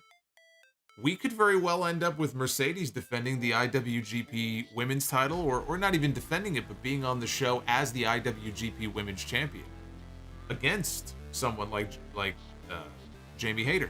If, let's say, Jamie is the AEW Women's Champion, even if it were non-title, which I'm sure it would be. How's that for a match? Jamie Hayter and Mercedes Moné. I feel like she would break Mercedes in half. I feel like it would be a great match. But Hayter hits hard. And I don't know, Mercedes, she's not the smallest woman. She's not the tiniest woman or anything, but I feel like Jamie would break her in half. And I don't know if that would end well for her, but that would be a hell of a fucking match. And right now, the way things are shaping up, it could very well happen. The Mount Vernon kid, Christopher Bennett, that Danielson KO shot was beautiful. What say you? Oh, it was. He knocked the hell out of him. He blasted him with that forearm. It looked great.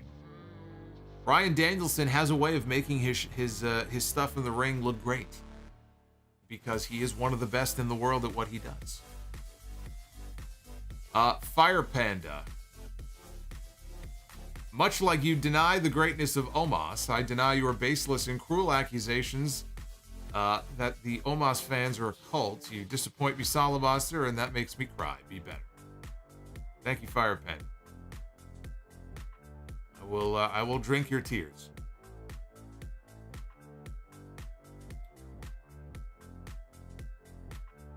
Mr. Chicken with flavor. Ricky Starks needs to beat Chris Jericho again and move on. No more Jericho on AEW television. We don't need another booty call from Y2. A booty call? I don't know what show you're watching. And Rhea Ripley against Charlotte Flair's match. I book Rhea Ripley to beat Charlotte with the Judgment Day getting involved in the match. More heat on Dominic.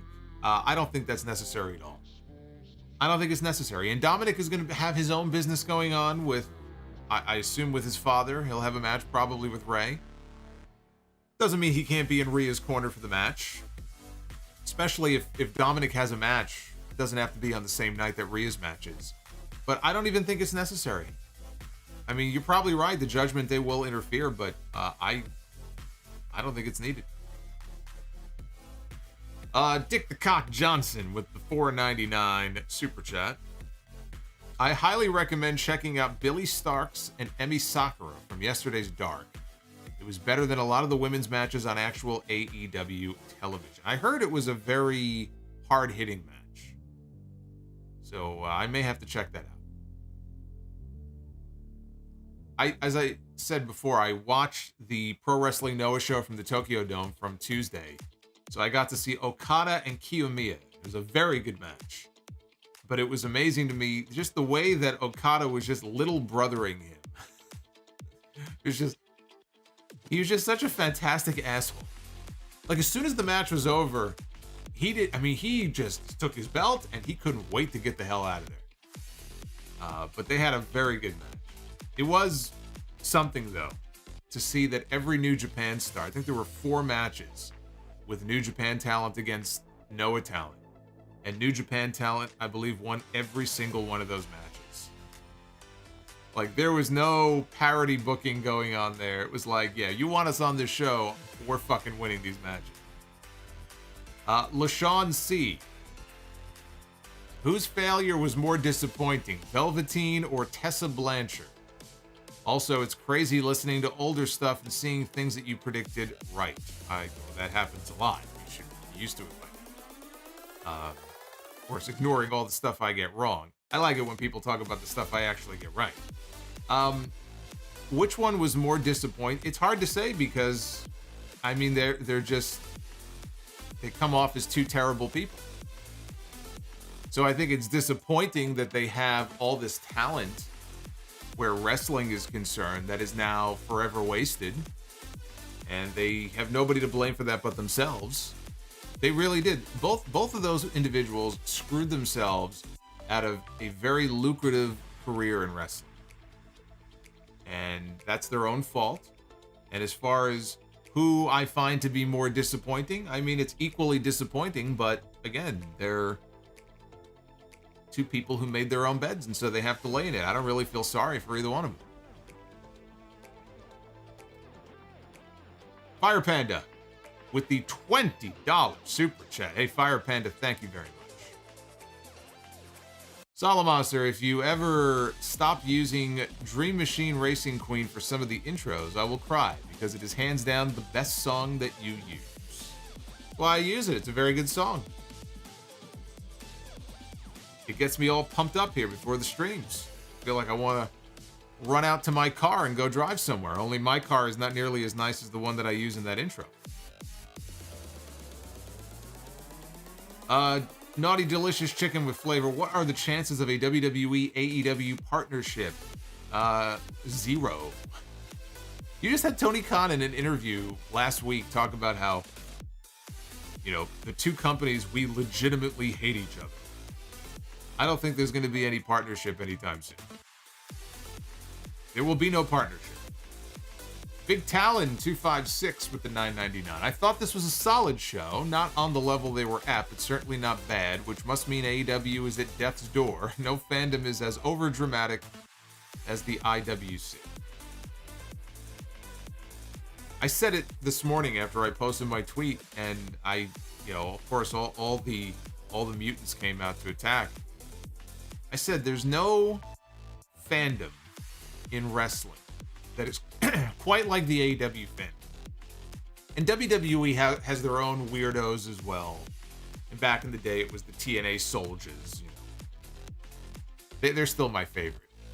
I have a special place in my heart for those souls. But the AEW, like some of the AEW diehards, if they get any whiff of any negativity whatsoever, they just lose their minds. And it's kind of sick. It's kind of demented, to be honest with you. And it makes me wonder if they just truly don't have anything else going on in their lives. It's kind of sad, but it's amazing. It's amazing. The slightest hint of negativity, and immediately they come after you, or they do the whataboutism, you know, with WWE. It's amusing, but it's just really, really sad, and it's pretty pathetic, I have to say. Bret Hart, please no more Jeff Jarrett on TV. Please, Tony Khan. I'm sure Tony Khan will get right on that, Bret Hart. Yes, right, Shillo Monster. I always say, I know I'm doing something right when I get attacked as being a WWE shill. And then I'll be attacked by the WWE fans for being an AEW shill and not being harsh enough on their shows. I always feel like I'm at my best when I'm being called a shill for both companies. That's how I know I'm doing something right, because I'm right in the middle. There's plenty of other shows and podcasts with plenty of biased people out there if you want to go get one side or the other. I like to think I'm pretty fair overall. So I know I'm doing something right when I'm getting hit by both sides. And by the way, I've been told that I'm a shill and I'm being paid by both companies, and I still, after all these years, I have yet to receive one paycheck. I'm still wondering where my paycheck is. Maybe it's a direct deposit and they sent it to the wrong account, but I have yet to get paid by either of these companies, and I feel like maybe I ought to maybe call them up and find out where the money is, because I certainly haven't seen any of it. So, Sean D with the $5 super chat. I'll bet you 1 gazillion fajitas that MJF is going to still do his usual shtick on this supposedly unfiltered show. Juan Ocampo. What's up, you WWE shill? Twitter is a cesspool. Yes, it is. I feel like what's his name? My God, I forgot his name. From the Shawshank Redemption, crawling out of the sewer tunnel, crawling through the tunnel of shit. That's me scrolling my Twitter feed and my Twitter replies and Twitter mentions every single day. Andy Dufresne. There you go. The character from the movie. Andy Dufresne. I feel like Andy Dufresne every time I'm scrolling through Twitter. Andy VR Omni with the $4.99 super chat. Jacksonville Dixie strikes again. Good for AC, but this did not need the hype and build that they gave it. Besides the MJF segment, in my opinion, it was a mid-show. I still crack up when I hear Jacksonville Dixie about Tony Khan. I'm still amused by that.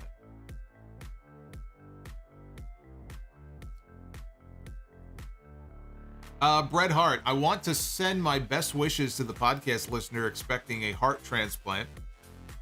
I was very touched by the message that you read in the podcast. Yeah, that was at the end of the podcast on Sunday. Reggie, I believe it was Reggie in Iowa.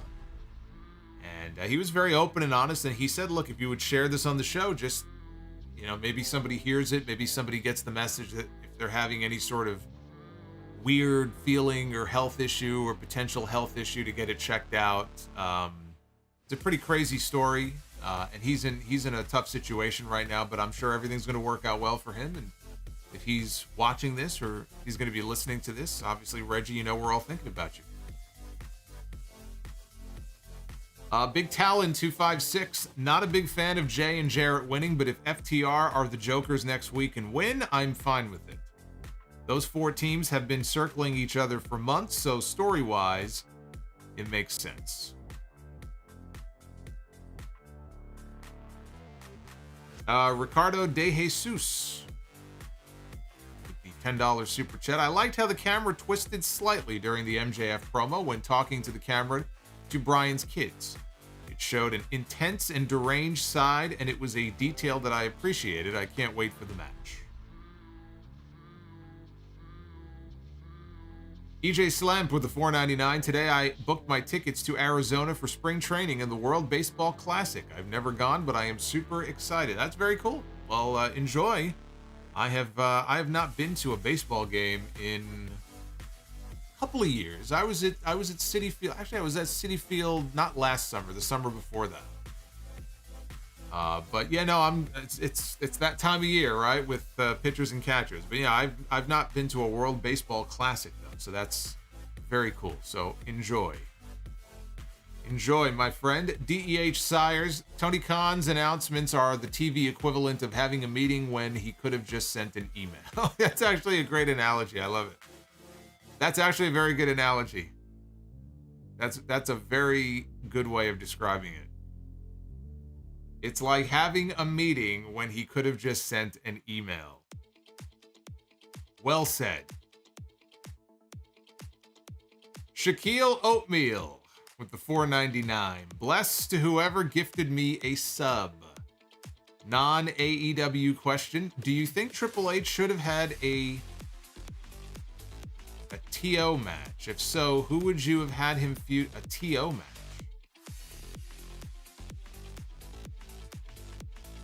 I feel like I should know what this means, and I'm blanking. A TO match?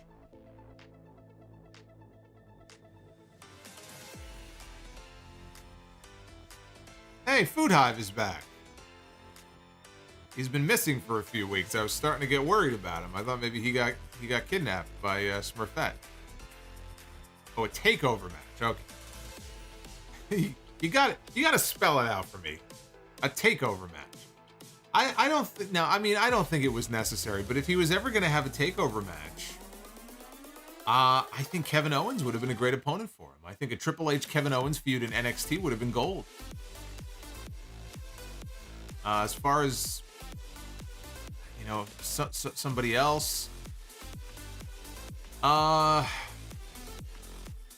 mean, nobody else immediately comes to mind. I feel like, and Kevin Owens did not spend a lot of time in NXT. You know, Sami Zayn was there for like 3 years. Balor was there for a while. But I think that Triple H and Kevin Owens, that would have been a very cool feud. Shaquille Oatmeal, again. Also, many say that Brock is Roman's rival. But I would argue it's Seth, the only man he hasn't beat. What say you? Solomonsters acknowledge. That's right, acknowledge me. There you go. Put the fingers up in the air. Let's get those fingers up in the air in the chat. Samoa Joe. Mark said Samoa Joe. That's another good option as well. Triple H and Samoa Joe. Yeah, Triple H and Ciampa would have been good too, but I think Triple H and Kevin Owens would get my vote. Hey, Bane, what do you think, Bane? Who do you think Triple H should have wrestled in NXT TakeOver? I would have wrestled him the first time. I agree. Yeah, I agree with Bane. I think that's a very good point. No, I don't see Seth as being Brock's primary rival. I think it would be Roman. I see what you're saying. I know what you're saying, but it's not Seth. Naughty Delicious Chicken with Flavor. Powerhouse Hobbs should be Orange Cassidy's next challenger for the All-Atlantic title. Yeah, put it on Powerhouse Hobbs, and then later in the year you can have Takeshita win the All-Atlantic Championship. God of Seduction with the $2. Sting and Vampiro or Kane and Mankind? Paint versus Mask. Buy or sell?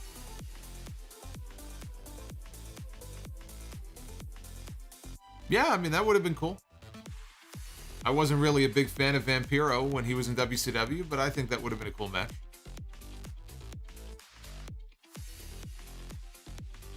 Ed Swoggle at AEW. Oh, he's at AEW. Rampage just ended. No one gave a fuck about the reality show announcement here in the live crowd. Good show otherwise for our first AEW show. There's the lovely Katrina on our screen right now. Thank you, Food Hive. Yeah, I can't imagine why people in the crowd would have given a shit about the announcement. That's actually a great analogy that we had here on the stream a few minutes ago, where this was a Tony Khan announcement that was the equivalent of a meeting that could have just been an email. I think that's very apropos. It's very good news for the company, but I don't think that it needed to be teased and announced in that way. Naughty Delicious says, people will hate me for this. Only for this? But Saraya and Tony Storm are boring as watery white rice. I am not motivated. We need to see more imagination from them. Oh, you mean you're not excited to see who they're going to spray paint on television this week? Is that not exciting to you? Also says, to be clear, I don't hate Saraya and Tony Storm. Personally, their material needs flavor and variety. Kind of like your chicken, right? Chicken with flavor. Winston Smith, what's your favorite Price is Right game? I love the Price is Right. I'm the biggest Price is Right fan. The old show, the Bob Barker version, going back to the 80s. Even before Rod Roddy came on the show, and they had Johnny Olsen as the announcer. Big Price is Right fan. I can't watch the current version. To me, it's unwatchable. But I have a lot of favorite games. I mean, Plinko is my favorite game. I love Plinko. I've always loved Plinko. I love the Cliffhangers game with the little yodeling man going up the mountain. So that's up there pretty high. I love they had the card game. I was always a fan of that. Super Ball, which they retired. I used to like Super Ball. The Any Number game. I like a lot of the games. But Plinko would be my number one. Plinko and the Yodeling Man. Glorious one. Why are House of Black constantly on Rampage? Why not build them on your 2-hour show that people actually watch? It doesn't make sense to me. I guess they just feel like they're trying to put an attraction on Rampage. The problem is they haven't been built up as a big enough attraction yet. And if they win the trios titles, maybe we'll see them on Dynamite, but probably not, because we've been seeing more of the trios champs, it feels like, on Friday than we have on Wednesday.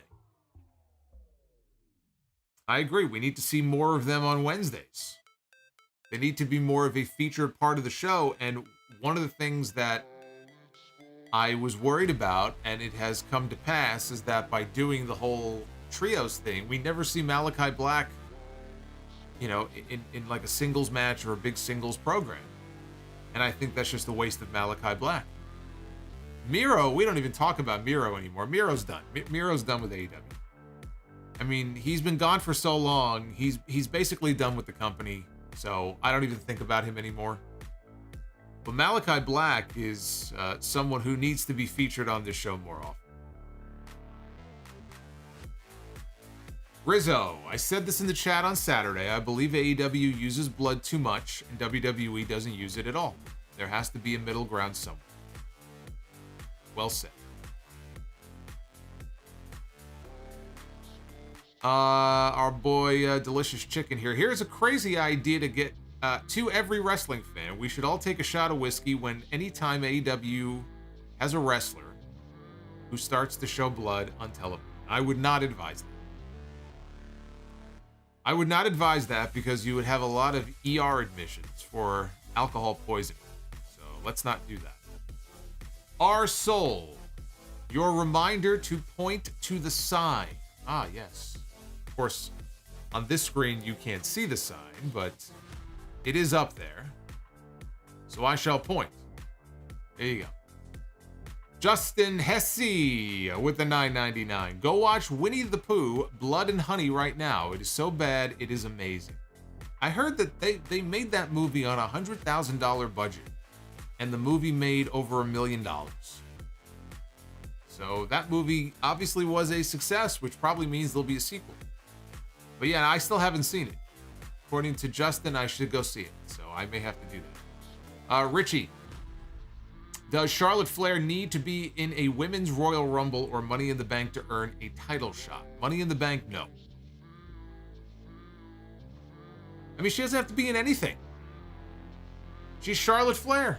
All she has to do is cash in her Charlotte in the Bank. What does she need Money in the Bank for? She's got her Charlotte in the bank. She can cash that shit in anytime she wants to. That's what she did when she came back. What does she need to win the Royal Rumble or Money in the Bank for? Mark K. Skye Blue had a good match with Saraya. Give her a few more years and she will get to the top. The Storm Saraya heel turn is meh. There wasn't enough heat on Baker and Hayter to warrant the heel turn. LaShawn says, who is like Kurt Angle in that they can be completely brutal in the ring, but are just as good at being a goofy character? Love the content. I don't know, I always thought Kane was a pretty versatile guy. They had him doing comedy stuff. They had him as a monster. I mean, there aren't very, very many people like Kurt Angle who could just kind of switch it off, you know, at the drop of a hat. Kurt will go down as one of the GOATs for that reason. He could do it all. You know, whatever you needed him to do. Austin says Gable a year from now. Gable's never going to get to Kurt's level. But I think Gable has it in him. I agree. I think Gable has that in him. He has that quality about him. I just don't think he's just not going to get to that level. Rizzo, I criticize everything, whether it's my job, WWE, my sports teams, and AEW, because I want them all to be successful, and none of them are above criticism. Well, some people don't like hearing it.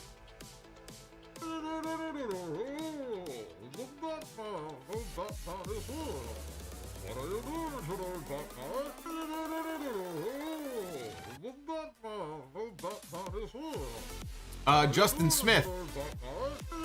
Tony Khan with a who gives a fuck announcement. Very sad. Delicious Chicken says, what would Dave Chappelle do when it comes to the AEW diehards?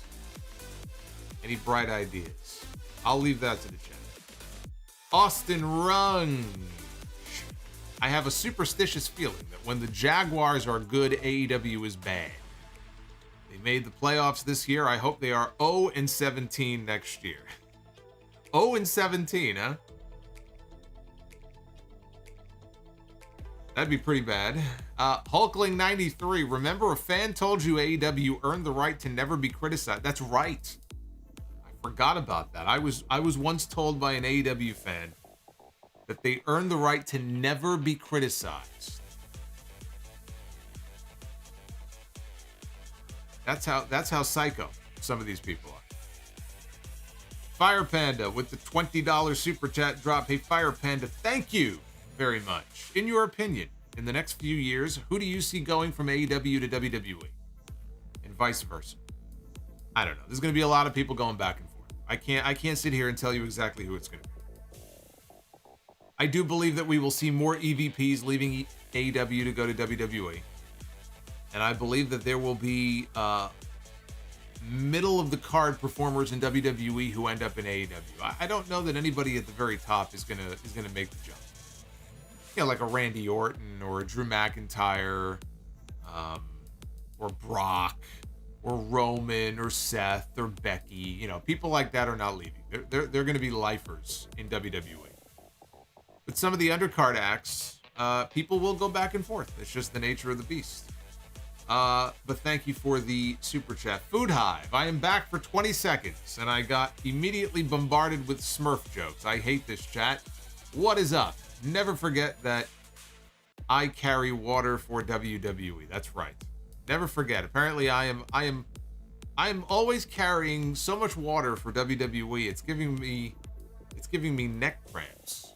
You know, because I kind of have it draped over my neck. I got a bucket on each side.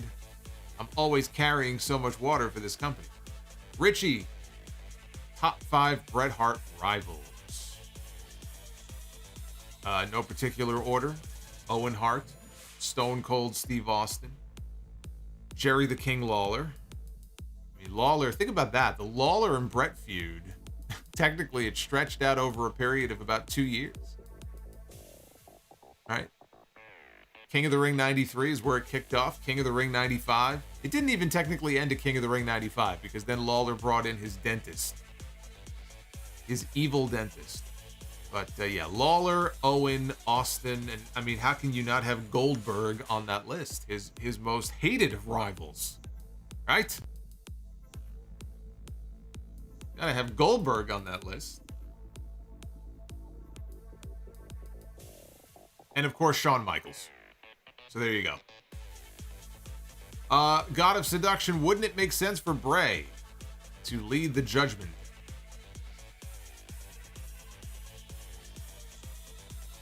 I mean, what is it about the Judgment Day that you feel Bray should be connected to the Judgment Day? It's just another, you know, kind of, it's another dark faction.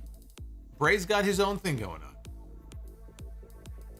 on. Joseph Brooks, buy or sell, which of these fantasy matches would you have liked to have seen? Kane against the Abyss, or the Three Faces of Foley against the Three Faces of Wyatt, the Fiend, Funhouse, and Wyatt family. Kane and Abyss. In their physical prime, Kane and Abyss would have been a great match. Fire Panda with another $20 super chat drop. Fire Panda coming in hot tonight. I'll tell you that. 2K is completely disrespectful towards Rey Mysterio, giving him an overall 82 in 2K23. I guess I know one of the people whose overall I will have to change when the game comes out. Why an 82? Why do people make such a big deal about the ratings in these games? I can never bring myself to care. I'm going to buy 2K23. We're going to start doing Sound of Gamer, and I'm going to be completely lost, making an ass out of myself. I don't give a shit what their ratings are. It doesn't make a difference to me. Although I did see the little controversy earlier on where they gave Gunther an 88 rating. And then they started getting criticized because 88, I guess, is some sort of neo-Nazi or some sort of Nazi symbol of some kind. So all of a sudden his rating changed to 89. Now he's got a slightly higher rating, does Gunther. Naughty Delicious Chicken with Flavor. Have you seen or listened to Kenny Omega's interview on the Swerve City podcast? One of Omega's coolest, best interviews. I did not see the entire interview, but I did see some portions of it, including the one part where he talked about a lot of the toxicity and hate that a lot of the Joshi wrestlers get when they come over to America.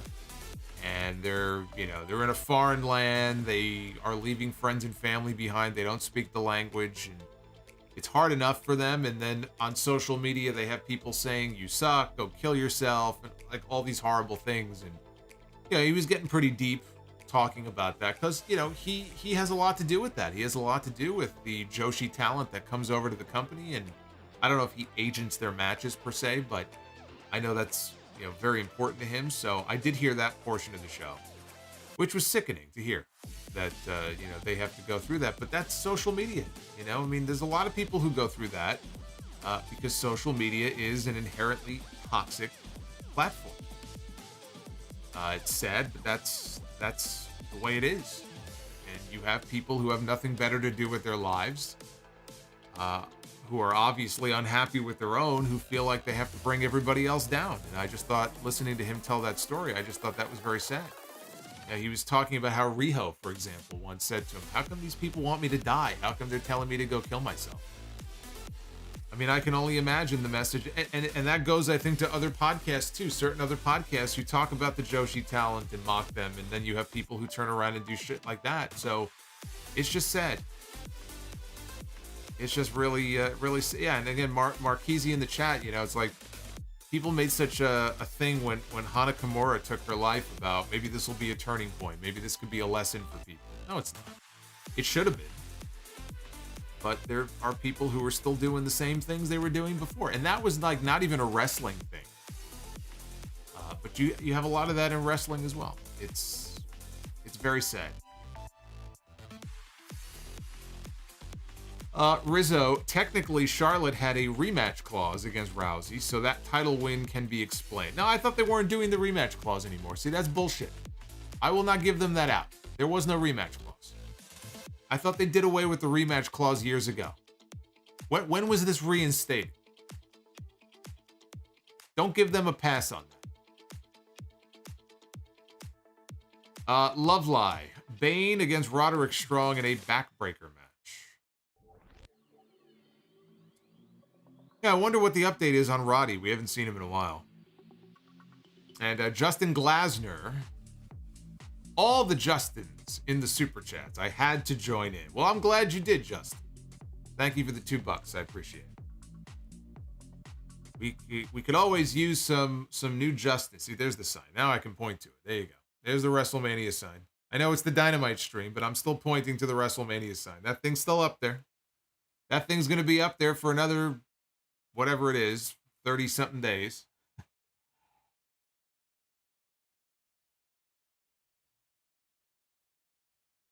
I do wonder who had the highest rating. I didn't see all the ratings in 2K23. Who had the highest rating? I have to imagine it's Roman Reigns. Right? He's probably got like 98 or something like that, but I'd be curious to know who got the highest rating.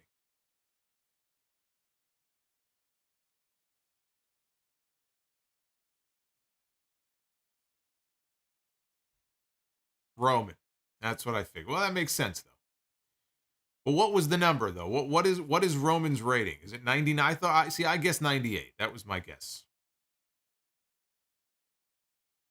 Becky Lynch got a 96. That's interesting. Anyway, thank you for the super chats. You guys came in very strong tonight. That means a lot to me. I appreciate it. And we also have blown past our likes goal. I was hoping for at least 450, and we're already on our way to 550. We're right around 525. So thank you very much. Richie says, favorite comic story. I don't know what you mean. You mean favorite comic book? Or I'm not sure what you mean. I was into the comics thing for a while when I was younger. I used to collect them. There was a flood in the apartment in my room where I had them years and years ago. And I had them it was like, yeah, those comic book boxes. And it was in the box, and they were in plastic, no less, and they were still destroyed. But I had I had Spider-Man, I had Fantastic Four, I had fucking Archie comics, I had all kinds of. I had a copy of the fucking Ultimate Warriors comic when he had his comic book line. The flood pretty much destroyed that.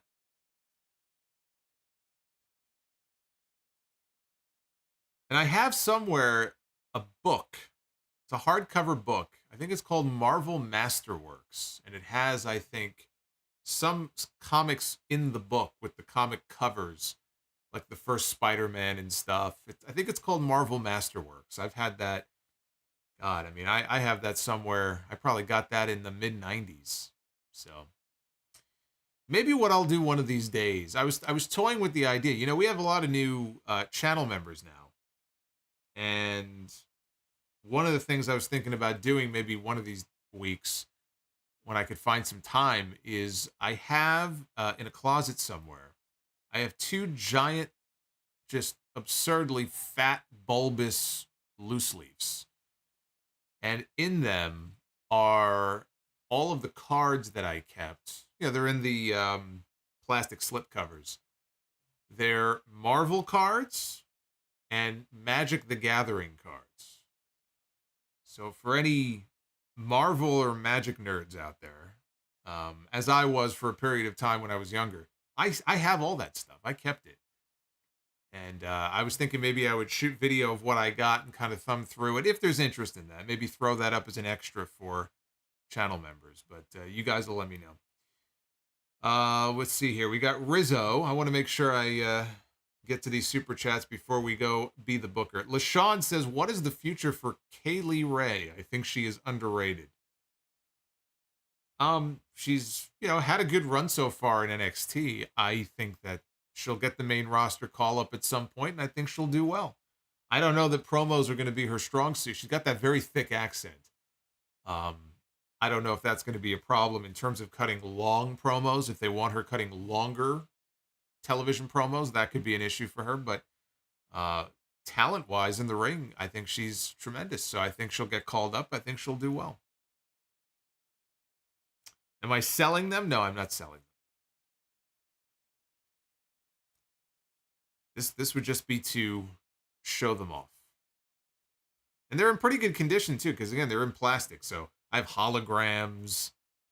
I'm kind of curious myself just to go back through it because it's been so many years. I probably have not gone through them in, 25 plus years, probably.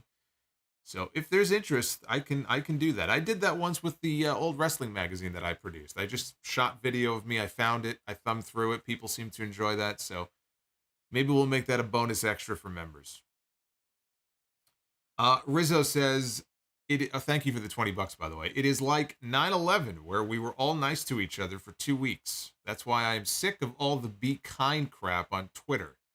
People are nice for a week or so, and then they go back to being assholes to each other. It's very true. I remember when the country was united. Remember that? That lasted all of a few weeks. And then it was all downhill again. DEH Sire, Skye Blue would be killing it in NXT. She's improved from where she was when I first saw her on television. She has shown improvement. Food Hive says, made sweet chili teriyaki chicken for dinner. What about you? Actually had a very good piece of salmon. And I'm not usually a fish eater, but I've been trying to expand my palate a little bit. So teriyaki glazed salmon over a bed of white rice with some broccoli and a little bit of teriyaki sauce. So it was very good. God of Seduction, how do you unwind after a stream? Do you go straight to bed? I wish I could go straight to bed. I wish. I have to wait because YouTube will automatically insert ad breaks in the video for me. And when I say they will automatically insert ad breaks in the video, I mean I will go to the screen where I can place the ads, and there will be about 45 ad breaks. So I have to delete every single one of them so I can place them myself in areas where it's not, interrupting me in the middle of a sentence. I do that manually, so that takes time. I probably won't get to bed until 2:30 in the morning. So, unfortunately, it takes time. These things take time. This is hard work. You don't think that I end the stream and I just turn the light out and I go to bed. There's a lot more to it than that. Unless you guys want 45 ad breaks in the middle of the stream, which I don't think that you do. Although you're watching it live. This is more for the people on the, well, not the download, but the people who watch after the fact. Richie says, do you still read comics? I do not. All right, let's be the booker. Ladies and gentlemen, it is now time to be the booker. Thank you for helping us reach our likes goal for tonight. Always appreciate that. The likes do help the video get into the recommended so more people can find the channel. I had somebody say to me the other day, we have to help Solomonster get his silver play button. We're still a ways off from 100,000, but if we're going to get anywhere close to 100,000 subs, I need you guys to like these videos. So, we will kick things off here with the men's Be the Booker, as we usually do. Had a bad night the other night, so let's regroup and start from scratch. And we begin with Bad Bunny. Bad Bunny, who has wrestled a total of 2 matches in his WWE career. A tag team match at WrestleMania, and a cameo in the Royal Rumble. And actually, in the WrestleMania match, Bad Bunny, who I'm sure had weeks of practice, looked very good. But I don't know that I like where this is going here. Bad Bunny is going to go one-on-one with Logan Paul.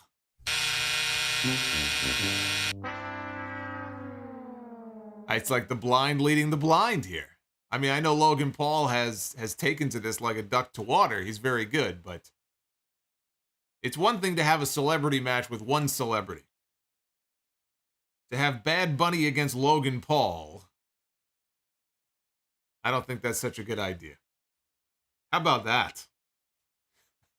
Bad Bunny and Logan Paul one-on-one in a singles match. How'd we land on that? That should be a belt. No. You got to have somebody with experience in that match. There's too many variables. There's so many things can go wrong. You have to have somebody lead the match. There's got to be a ring general.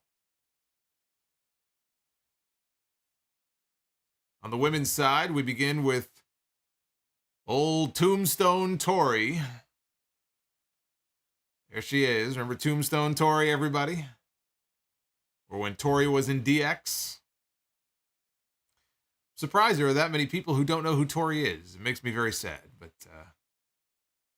we've got Tombstone Tori going to go one-on-one with Kairi Sane, former IWGP Women's Champion and NXT Women's Champion and WWE Women's Tag Team Champion. Kairi and Tori, I think, has the potential to be a good match. What do you think? Kairi's in there, so it can't be a bad match. And now over to the tag teams. Let's shake this bad boy up, and we begin with Mark Quinn and Isaiah Cassidy of Private Party. Where the hell has Mark Quinn been? Haven't seen him in a while. Private Party When was the last private party match we had in AEW? Private Party going to take on Team Rated RKO. Edge and Randy Orton. Edge and Randy Orton against Private Party. I'd headline an episode of Raw with that match. Or an episode of SmackDown. There you go. I like it. Edge and Randy Orton against Private Party. I like it. That's a good match. It's a good match.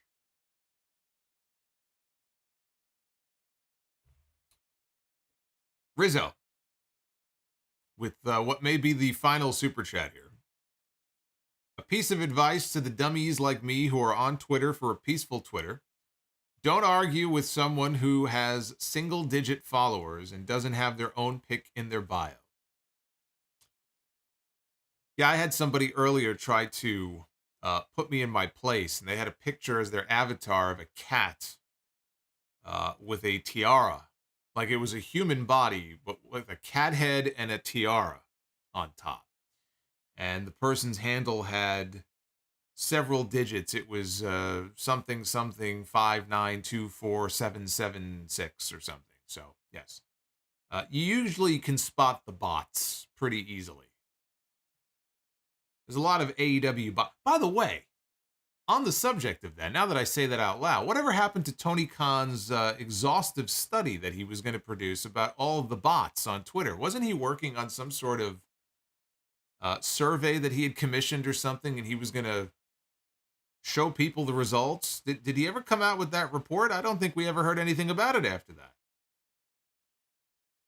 Whatever happened to the bot report that Tony was going on about? I want to see the bot report. I just realized we never got the bot report. Somebody should ask Tony about that at the next media scrum. Revolution's coming up in less than 2 weeks. The independent study. That's right. I dare somebody in that media scrum. I dare one of these people, Nick Hausman or is Issa going to be? Maybe Issa will be there. Maybe I want somebody, Sean Ross Sapp, I want somebody to ask him about the bot report. What the status of that is. See if anybody has the guts to ask about that. Maybe it's still going on. You know, some of these studies, like these medical studies, can take years. Maybe the study is still in progress. All these wrestling journalists out there. How come none of them have asked that question? How come I'm the one? How come the podcaster is the one who has to ask this question? Naughty delicious chicken with flavor. Triple H would buy out Private Party's AEW contract. I don't think he wants to. I don't think he's going to fight that hard to buy out Private Party's contract. He's waiting on a bigger free agent. And Richie says, how, I don't know what he's trying to say here. How do you forget about a girl? What? I think Richie may have had a bad date tonight, and he may have hit the sauce a little too hard. I don't know what he is trying to say in that super chat, but Richie, thank you.